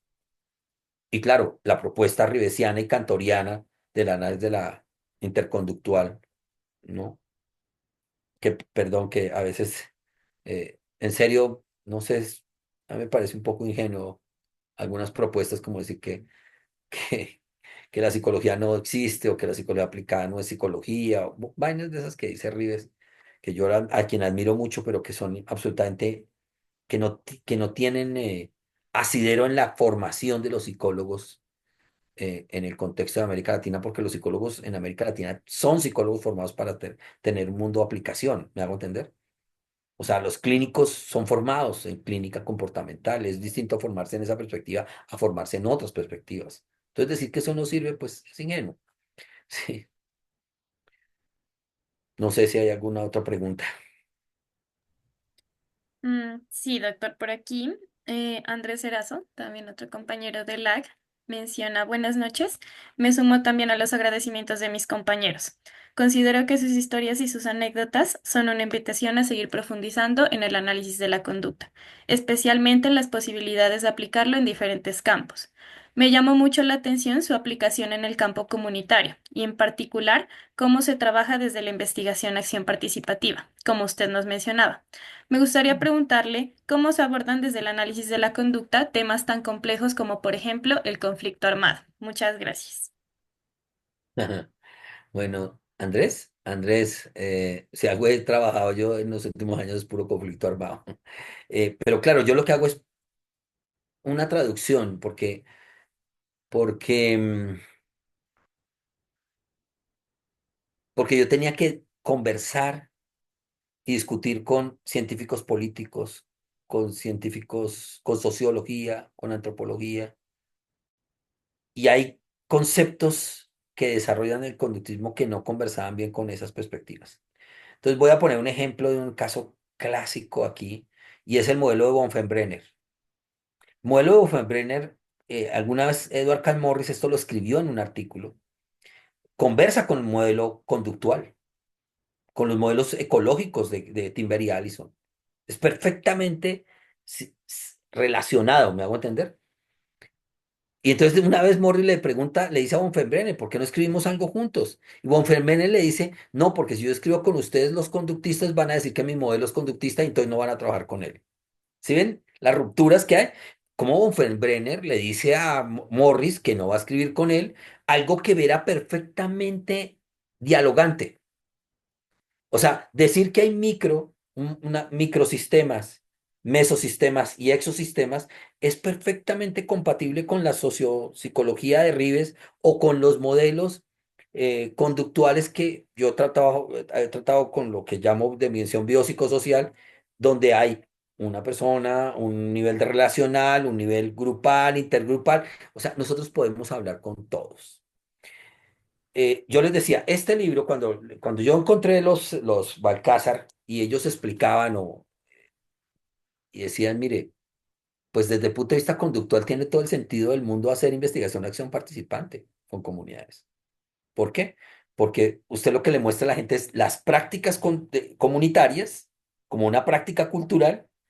La práctica cultural es un conjunto de prácticas, de conjunto de comportamientos que comparte una comunidad. Si yo digo que las creencias, las narrativas, los imaginarios, como lo llaman otras psicologías, yo digo eso es conducta verbal. ¿Me hago entender? Esas narrativas son conducta verbal que se vuelven reglas, instrucciones. ¿Sí se dan cuenta de la traducción que estoy haciendo en términos conductistas? O sea, ¿para qué me pongo a pelear que alguien dice esto es una narrativa? Pues sí, la narrativa es, si usted la traduce, es conducta verbal. Y la conducta verbal ya sabemos que tiene unas limitaciones y unos alcances, que es distinto a los alcances en términos de conductismo, de la contingencia directa versus la contingencia indirecta, la contingencia directa versus la contingencia verbal, ¿no? Entonces, claro, si uno, cuando uno tiende conducta verbal o cuando ve la teoría de marcos relacionales o de los conductistas funcionalistas, dice, pues esos son discursos, ¿sí? ¿Sí? Y ya sabemos que los discursos son usados como herramienta de control social, como herramienta de identificación grupal, como herramienta de decir exogrupo, endogrupo, como herramienta de control. Los discursos son herramientas de control. Entonces, claro, cuando usted entiende eso, pues dice, pues bueno, ellos lo llaman de esa manera. ¿Para qué me pongo a combatir con eso? Yo lo llamo conducta verbal. Pero claro, cuando usted escribe y cuando tiene que hablar y producir conocimiento que vaya, que tenga un impacto, que vaya más allá, pues tiene que conversar con todos. Y nosotros tenemos que hacer un doble esfuerzo los que nos formamos como conductistas bien fuerte y tenemos que traducir a veces lo que otros dicen en términos conductuales. Y es lo que yo vivo haciendo. Entonces yo digo, "Ah, esta persona está diciendo que hizo tal cosa. Ah, eso en términos conductuales es tal y tal. Términos comunitarios. Entonces yo digo, claro, una Mataini, que trabaja en términos de temas de comunidades, claro, él dice antecedente, práctica cultural y contingencia. Y en los antecedentes dice condiciones estructurales. ¿Sí? Condiciones estructurales que son económicas, políticas, ideológicas, religiosas, ¿no? Mataini trabajaba con comunidades de pandillas en Chicago y trae el modelo conductual skinneriano, sino que en lugar de colocar antecedente, conducta, consecuencia, coloca antecedente, práctica cultural y consecuencia. Y en lugar de colocar cosas moleculares, micro, en el modelo bonfembreniano, micro, coloca en ese modelo cosas grupales como temas económicos. Claro que si hay desempleo, si la economía está en una condición, claro, cuando se da cuenta que la gente las pandillas surgían en barrios donde no había empleo, donde las condiciones económicas de salubridad eran muy malas, o sea, lo que hace es trasladar el análisis para explicar la práctica cultural. Dice, ¿y los modelos? Claro, los modelos. ¿Quiénes eran los modelos para estos muchachos? Por eso lo que creo es, mire, si yo digo, digamos, si ustedes pueden ver mi historia ahí en lo que les decía entre el nivel en los trabajos, digo, perdón, ¿qué es perdonar? Pues claro, uno- yo me busqué un aliado que era una persona admirada por mí, que es profesor Etienne Mulet, que había investigado perdón en medio mundo. Y él se basa en una cosa que llama la teoría integrada de información, que alguien puede decir es una perspectiva cognitiva y tal, es pura conducta verbal, pero el perdón involucra elementos emocionales, verbales y comportamentales en acción, ¿no? ¿Sí ven la traducción? Pero eso también usted lo puede ver en otras cosas. Es decir, me hago entender, o sea, yo creo, decía Merton, decía Edward Merton, el sociólogo de la ciencia, decía que él creía en teorías de alcance intermedio. Y yo creo en teorías de alcance intermedio. O sea, yo creo que uno tiene que tener teorías de alcance intermedio para poder negociar y ser prácticos y estratégicos. Y que parte del problema del conductismo es que no fuimos estratégicos. Nos pusimos a tener, armamos peleas que estaban perdidas. O sea, nosotros podemos, al interior de la formación, dentro de los conductistas, podemos tener todas las peleas que queramos, pero hacia afuera nos toca dialogar con todo el mundo porque somos una minoría. David tiene la mano levantada. Entonces, no sé si eso le sirvió a Andrés esa respuesta, porque es mucho más largo de explicar.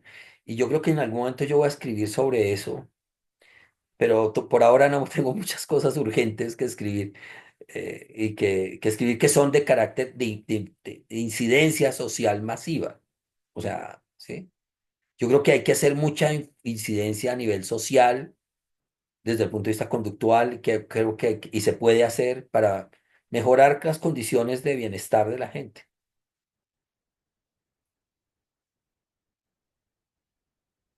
David.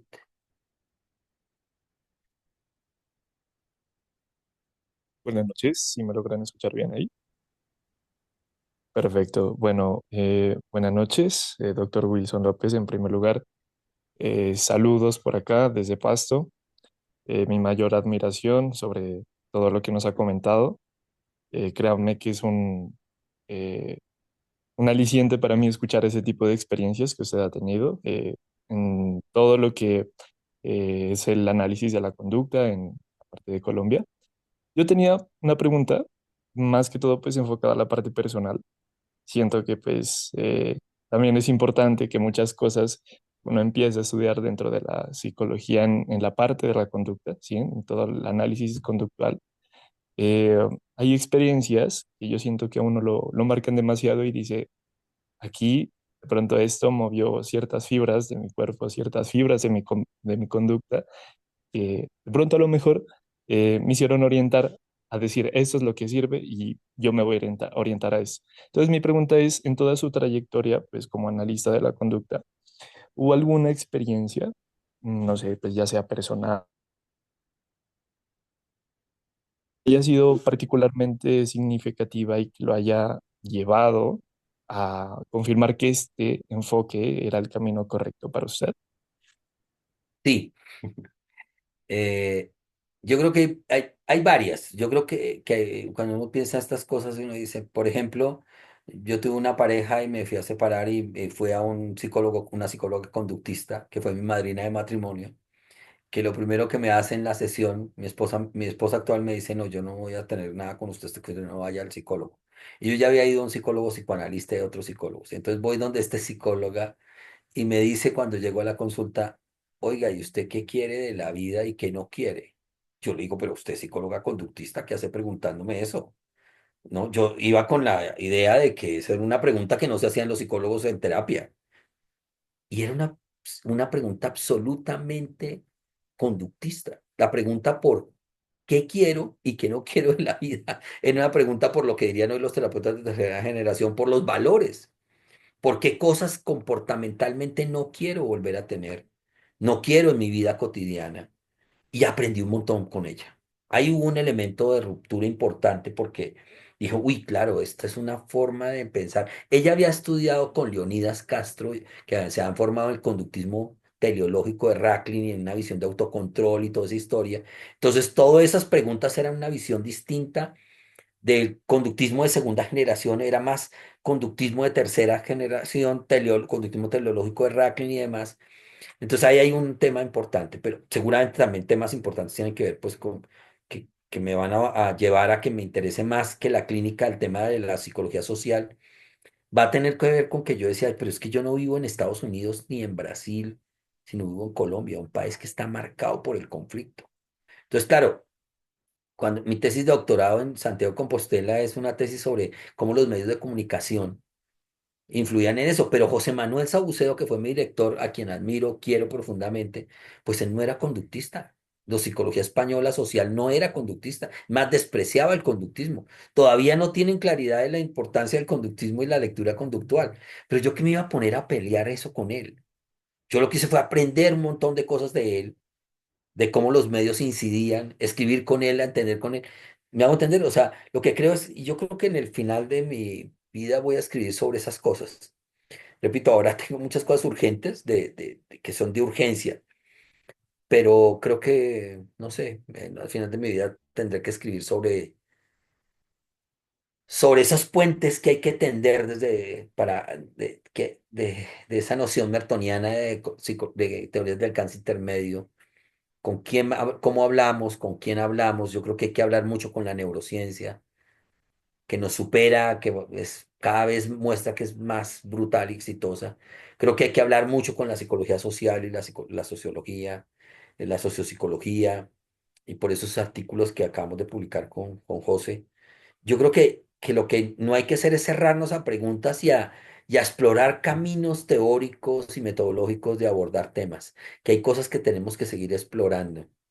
Pero sí, seguramente mi vida personal, desde esos amores de ruptura que gracias a mi psicóloga, que se volvió después mi madrina de matrimonio, fueron determinantes en forma personal, pero también seguramente una vida de azares, de encontrar a Rubén.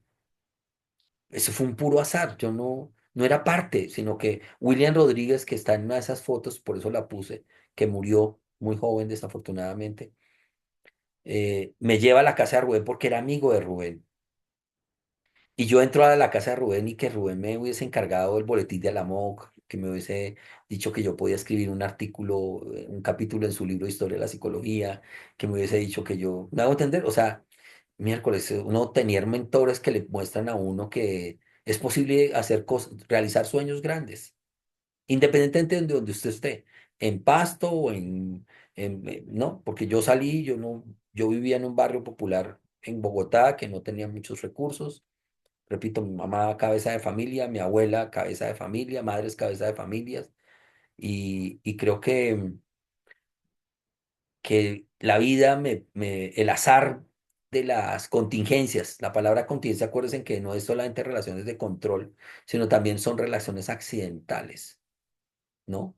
Que las contingencias de reforzamiento y castigo, en mi caso, dieron en el momento que era, ¿sí? Menos mal entré a ser profesor en la Católica por puro azar. Porque este profesor que les decía, Juan Carlos López, ¿se acuerdan que les mostré una foto que Juan Carlos López se va y entonces me dejan esto? Y yo era un muchachito que era muy mal profesor al comienzo, era pésimo, temblaba, yo era delgaditico porque sudaba intensamente. Los estudiantes de la Católica eran muy rudos en su época, pero ahí conocí a mi esposa actual. Sin ella no hubiese podido hacer toda mi carrera. Me hago entender, porque ella le tocó lidiarme transitando en todo esto, me acompañó en la vida, ¿no? Y creo que eso fue determinante. O sea, no hay un evento, David, no hay un solo evento, hay muchos eventos y eso también uno lo aprende cuando es conductista. Aprende que hay muchos microcambios, eso es muy darwiniano, acuérdense que Skinner era bastante darwiniano. Entonces, hay muchos microcambios pequeños que van configurando biografías comportamentales, como diría Cantor, ¿sí? Biografías que van consolidando historias de vida, biografías que van consolidando cosas que le cambian a uno la vida, pero no es solamente una cosa, son muchos eventos pequeños. Y yo creo que fueron afortunados. Fue afortunado que yo encontrara una psicóloga comportamental clínica que me ayudara. Fue afortunado que encontrara la persona con la que he realizado mi vida, mi compañera Constanza. Fue afortunado que yo encontrara que pudiese estar en ambientes donde me reforzaba intensamente publicar. Mi primer trabajo se lo debo a que escribí un artículo sobre el concepto de progreso en la filosofía de la ciencia en un boletín de la Universidad Nacional, que yo pude acceder a eso porque en la casa de Rubén se reunían ellos y el grupo de la Universidad Nacional me acoge, aun cuando yo no era de la Nacional. ¿Sí? Entonces, yo fui afortunado porque Rubén también me da reforzamiento, ¿sí? A veces no me abría todas las puertas que uno quisiera, pero eso también hace parte de la vida, ¿no? Entonces, como que no es un solo evento, David, sino son Desde el punto de vista conductual, usted no hay un solo evento que marque, no es una causalidad lineal, sino hay una multicausalidad. Acuérdense que las contingencias son, de acuerdo con el texto clásico de Skinner, de filogenia y ontogenia de la conducta, pero también desde otras perspectivas kantorianas o ribesianas, son una constelación, ¿no? Es que esa palabra está muy, es horrible porque la usan los de constelaciones familiares, que es una gran timo, pero no, es un conjunto de contingencias que son cambiantes, múltiples, diversas, y que están todas conjugando en lo micro, en lo meso y en lo max, y en lo macro, ¿sí? Yo vivo en Colombia, no vivo en Brasil ni en México. Las universidades colombianas, aquí no hay una UNAM. La nacional es pequeñita alrededor de la UNAM. ¿Me hago entender? No es un país de grandes universidades públicas. Hay muchas universidades privadas, ¿sí? Esto es un país donde se hizo así la psicología. No se hizo de otra manera. Yo no nací, repito, en otra parte. Entonces, si usted ve una perspectiva conductual, lo que muestra es que la biografía es una gran colección de accidentes y de contingencias de reforzamiento y castigo. Y claro, algunas cosas eran castigadas, otras eran reforzadas, y eso lo que hace es que uno aprende y da una herramienta para entender cómo funcionan muchas cosas. Entonces no es un solo evento, David, hay muchos eventos que interjuegan y que están, que pueden ser fuentes de explicación desde lo micro, relacional, hasta cosas más de grupos. Que yo pudiera entrar al grupo de la reunión de los miércoles de Rubén, que después fuera afortunado y entrar a la Católica a ser profesor, después a la Conrad Lorenz, después a la Javeriana, que es una casa donde yo he podido realizar mis sueños, es editar la revista Universitas, dirigir el grupo de lazos sociales, no se llama Vínculos ahora, sino Lazos Sociales y Culturas de Paz. ¿Sí? Después el que yo me hubiese metido en tantas organizaciones internacionales, eh, claro, el que me hubiesen dado el Premio Interamericano de Psicología o el año pasado el Premio Iberoamericano de Psicología, pues todos esos son reforzadores. No sé si me hago entender. Son reforzadores sociales importantes, ¿sí? Ahora, ya se lo dan a uno más grande, más viejo, pues el Interamericano no, me lo dieron en el 2017, pero también el que me dieran el Premio Colombiano de Psicología en categoría de investigación, o los premios de investigación al mejor trabajo de investigación en la Javeriana, son reforzadores. El que hubiese podido tener la posibilidad de seguir siendo conductista en clases, dictando clases y formando analistas de la conducta en la Javeriana, en un lugar donde eso no era la gran panacea. Y entré a la Javeriana por accidente, porque había una profesora, Blanca Patricia, que ella quería que la profesora fuera otra profesora, y preciso pasó lo mismo que cuando entré en la Católica. La profesora se va del país a España. Y entonces queda un hueco y ella, por accidente, entró ahí, como en el caso de la católica. O sea, ahora, después puedo realizar mil cosas, pero fueron accidentes afortunados, ¿sí? Yo creo que no hubiese podido realizar la carrera que tengo en la Conra Lorenz, ¿sí? Así me sintiera muy bien. La puedo realizar en la Javeriana porque tengo un montón de espacio y porque es una universidad gigante y donde me dan todo el espacio para crecer, ¿no? Para no depender de una persona o dos, sino es una institución grande, ¿sí? No sé si hubiese hecho esa misma carrera, porque fíjese, eso es pura teleología, ¿no? Puros contrafactuales. ¿Qué hubiese pasado si yo hubiese sido profesor en la Universidad Nacional? De pronto no hubiese hecho esta carrera que he hecho, yo no tengo ni idea. Sí, es que esa pregunta, David, tiene sus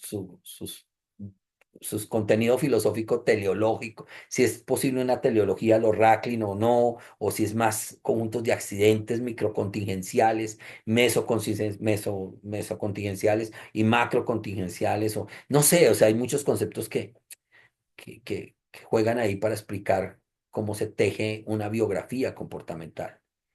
¿No? Me gusta mucho la palabra biografía comportamental para hablar de eso que en otras perspectivas la llaman el sujeto, ¿sí? Sí, el sujeto que es, pues, pura biografía comportamental, historias de vida contingencial tejidas en discursos, en narrativas que uno construye de uno mismo y que se hacen con los otros. Por eso es que el conductismo puede hablar con la perspectiva vygotsquiana, puede hablar con otras perspectivas, con la psicología social europea podemos hablar perfectamente. Yo creo que hay que ser más en esa línea. Me gusta mucho Marino Pérez, un psicólogo español, filósofo del conductismo español, que hace muchas cosas tiene un libro, por ejemplo, de cómo las terapias comportamentales clínicas se parecen, así tengan perspectivas distintas, pero como técnicas se parecen. Hay un libro que está por ahí en la red que está medio pirata, yo creo, que escribieron comparando eso. No sé, a los que les interesa esa parte. David sería más fácil explicarlo, pero cuando uno se vuelve un conductista, entiende que las respuestas fáciles no son fáciles, ¿sí? Es un tejido complejo de micro contingencias lo que va tejiendo la vida de uno. Hay eventos, ¿no? Y puede uno sabe, pues igual que pensaba Darwin, o sea, el azar puede llegar a ¡puf! Que me saque de este contexto de cambio y me ponga en otro. Por eso hay que crear comunidad como esa que ustedes tienen acá, ¿no?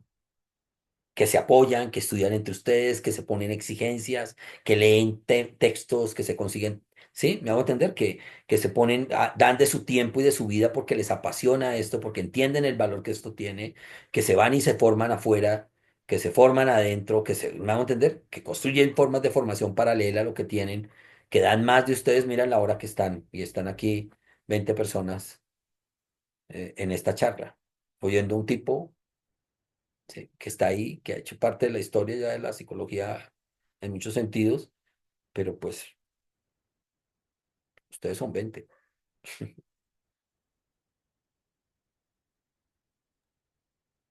No sé, Bueno, em, si le parece, continuamos con la siguiente pregunta, doctor. Santiago Martínez dice, fascinado y esperanzado con las posibles aplicaciones del conductismo, posibles, no digas posibles, así, y análisis de la conducta. Gracias por su perspectiva y recorrido. Dice, ¿qué retos y aspectos a investigar considera que es necesario desarrollar en el campo organizacional a través del conductismo? todos, y Sara, no, sí diga posibles. Acuérdense que debemos tener un lenguaje más reforzante, menos castigante. Así que tranquila, Sara. Dígale no le dé tan duro ¿cómo se llama? El que hizo la pregunta. Samuel. Samuel es que se llama. Santiago. Santiago. Santiago, hay muchas cosas que hacer. Muchas. Nosotros tenemos muchos. Por ejemplo, yo sí creo que hay que hacer más diálogos con la perspectiva ribesiana, pero más sociopsicología, para, pero yo creo que hay peleas que uno en sus edades, que ustedes deben saber que pueden tener internamente hacia adentro, conceptuales, metodológicas, teóricas, y peleas hacia afuera. Y hay peleas hacia afuera que no vale la pena dar, ¿sí? Porque van a recibir muchos aversivos. O sea, pelear con, no sé, grupos de su facultad que sean bien anticonductistas y sin saber siquiera qué es el conductismo, porque ustedes se encuentran muchos profesores que son anticonductistas y no saben bien, porque nunca estudiaron bien, nunca leyeron a Skinner, ¿sí? Yo creo que leer bien a Skinner es un trabajo que hay que hacer. Leer bien los textos de los conductistas contemporáneos, los post-skinnerianos, es un trabajo que hay que hacer. O sea, formarse filosófica, teórica, metodológicamente en conductismo es un trabajo. Ya eso es un logro. ¿Me hago entender? Eso no es tan fácil, Santiago. Eso toma tiempo, ¿sí? Si uno está bien formado, puede tener conversaciones con otros actores, con muchos otros actores. ¿Sí me hago entender? No con uno solo, sino con muchos actores. Y eso da un montón de ventajas. O sea, yo en serio, el año pasado, cuando termino hablando en la Comisión Séptima de Derechos Humanos de las víctimas sobre salud mental en víctimas, yo decía, a mí no me gusta el concepto de salud mental, pero me toca hablar de esa vaina y puedo aportarle una perspectiva comportamental del tema. Sacar este libro, que es Construir salud mental desde la comunidad, pues a mí me tocó negociar. Si yo le coloco construir salud biopsicosocial desde la comunidad, ¿usted cree que se va a vender? Dígame sinceramente, a ver, Sara, ¿usted cree que un libro que se llamara Construir salud biopsicosocial desde la comunidad se va a vender? ¿O no se va a vender más fácilmente construir salud mental desde la comunidad? Entonces, ¿por qué me pongo a hacerme una pelea ahí? Hago tendré una pelea que voy a perder. Más bien, oiga, mire, esto tiene una perspectiva comportamental. ¿Sí se dan cuenta? ¿Sí? Entonces, yo creo que hay que tener ese tipo de aproximaciones. Ustedes tienen que ver peleas que vale la pena dar, pero primero lo que creo que deben hacer es formarse muy bien, intensivamente, en el conductismo. Que esa es la urgencia para ustedes. Después se empiezan a dialogar con cualquier otro, pero si están mal formados en conductismo, el diálogo con otros es más fácil perderlo, ¿sí? Es más fácil no saber por qué estamos cediendo. Yo sé exactamente cuándo cedo, ¿sí? ¿Qué es lo que cedo? ¿Cuáles son las implicaciones de eso, ¿sí? Y ya nos quedan 4 minutos porque se cierra el Zoom. Bueno, la última pregunta que tenemos es de Javier Andrés. Dice, buenas noches. A través de mi formación me ha interesado el tema de las neurociencias y el análisis de la conducta. Usted que ha escrito aspectos filosóficos del análisis de la conducta, ¿qué opina de esos aspectos? Hay una línea entera. Staddon hizo todo el conductismo teórico y hay conductismo neurobiológico y hay todo un desarrollo. Las neurociencias tienen todo por diálogo, o sea, las contingencias de reforzamiento funcionan a nivel micro, o sea, a nivel de neuronas, a nivel desde el nivel neuronal hasta nivel social. Entonces, hay un área entera de eso. O sea, yo creo que eso dialogan perfectamente. Así como podemos dialogar con la neurociencia, podemos dialogar con la psicología social, podemos dialogar con la sociología, con la economía, por eso hay todo el desarrollo de microeconomía conductual, sirve para explicar que temas de consumidor es un diálogo del conductismo con eso, que fue lo que hizo Racklin. La psicología económica desde el punto de vista micro es pura lectura desde ahí, ¿sí? Entonces, tienen todas las posibilidades. Además, nos va a tocar negociar porque yo creo que la neurociencia va a arrollar la psicología y hay muchas cosas que van a resolverlas las neurociencias, mientras que nosotros vamos a seguir preguntándonos cómo pasa esto. No, toca hablar con la neurociencia, pero no se pueden ir todos a la neurociencia, me hago entender. Creo que hay una parte de aquí que tiene que irse a otras cosas, porque la neurociencia no es la, la panacea sola porque la neurociencia está conectada con ambientes, con contextos. Por eso todos los trabajos de hoy son de determinantes sociales en salud, por ejemplo. Y por eso hay un congreso que se llama, estamos en medio de un congreso en la Javeriana que organizaron que se llama Primer Congreso Colombiano de Salud Cerebral, ya no salud mental. Salud cerebral. Yo prefiero que digan salud cerebral que salud mental porque no me gusta el mentalismo de la psicología tradicional, me hago entender. Pero eso tiene implicaciones. Ahora, menos mal que esos que están trabajando salud cerebral, ya hay suficiente información de la epigenética, del comportamiento, ¿no? Y eso implica neurociencia, ¿sí? Genética, o sea que tiene todo. Pero, bueno, unos de ustedes se van a ir a neurociencia y diálogo con eso, pero toca formarse bien en conductismo para no perderse en la neurociencia solo.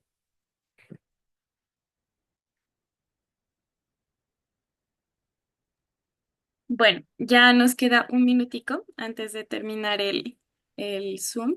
Entonces, pues, primero que todo, les envío al chat el enlace de asistencia para que puedan llenarlo. Recuerden que al 80% o más de los eventos mensuales que ustedes asistan será certificado del semestre, ¿no? Y pues ya por último agradecerle, doctor Wilson López. No sé si usted, yo creo que a todos nos interesa tener algún contacto, ya sea un correo institucional o un correo personal para también en futuros encuentros poder realizar estas alianzas. Y yo creo que todos quedamos con muchas más preguntas. Entonces, eso pide permiso. Bueno, ahorita ya le quito el permiso para quienes están solicitándolo. Y agradecerle, doctor Luis Wilson, de verdad por este espacio, al profe Omar, pues por gestionar este contacto tan importante por sus respuestas, por su experiencia y de verdad que sí, repito, fue muy inspirador todo lo que nos deja, no solamente como para seguir trabajando para nosotros, sino también para la comunidad y en otros campos de aplicación que clínica, ¿no? Entonces, eso, muchísimas gracias y no sé si gusta dejar unas últimas palabras. Muchas gracias, saludos a Omar. Gracias, Sara. Espero que todo esto les sirva, que hay preguntas aquí que tardarían semestres enteros responderlas. Así que les toca a ustedes formarse. Mis trabajos es, yo les decía, usted coloca Wilson López López Google Scholar o Orcid y ahí están muchos de mis trabajos. No va a ser mi correo, yo por eso coloco ahí, está ahí, lopezw@javeriana, pero están en los artículos que están, también está mi correo, pero no es fácil que yo responda porque tengo una agenda brutal y descomunal de trabajo. Entonces tiene que tener eventualmente que saber muy bien para qué me van a usar, pero bueno, Omar está ahí, pero ustedes tienen mi correo, no, no siempre es fácil que yo pueda responder a todo porque hay mucho trabajo. ¿Listo? Muchas gracias y qué rico tener este público, que ojalá esta conversación haya sido productiva para todas y todos. Muchas gracias, doctor. Hasta luego, que tengan feliz noche. Hasta luego.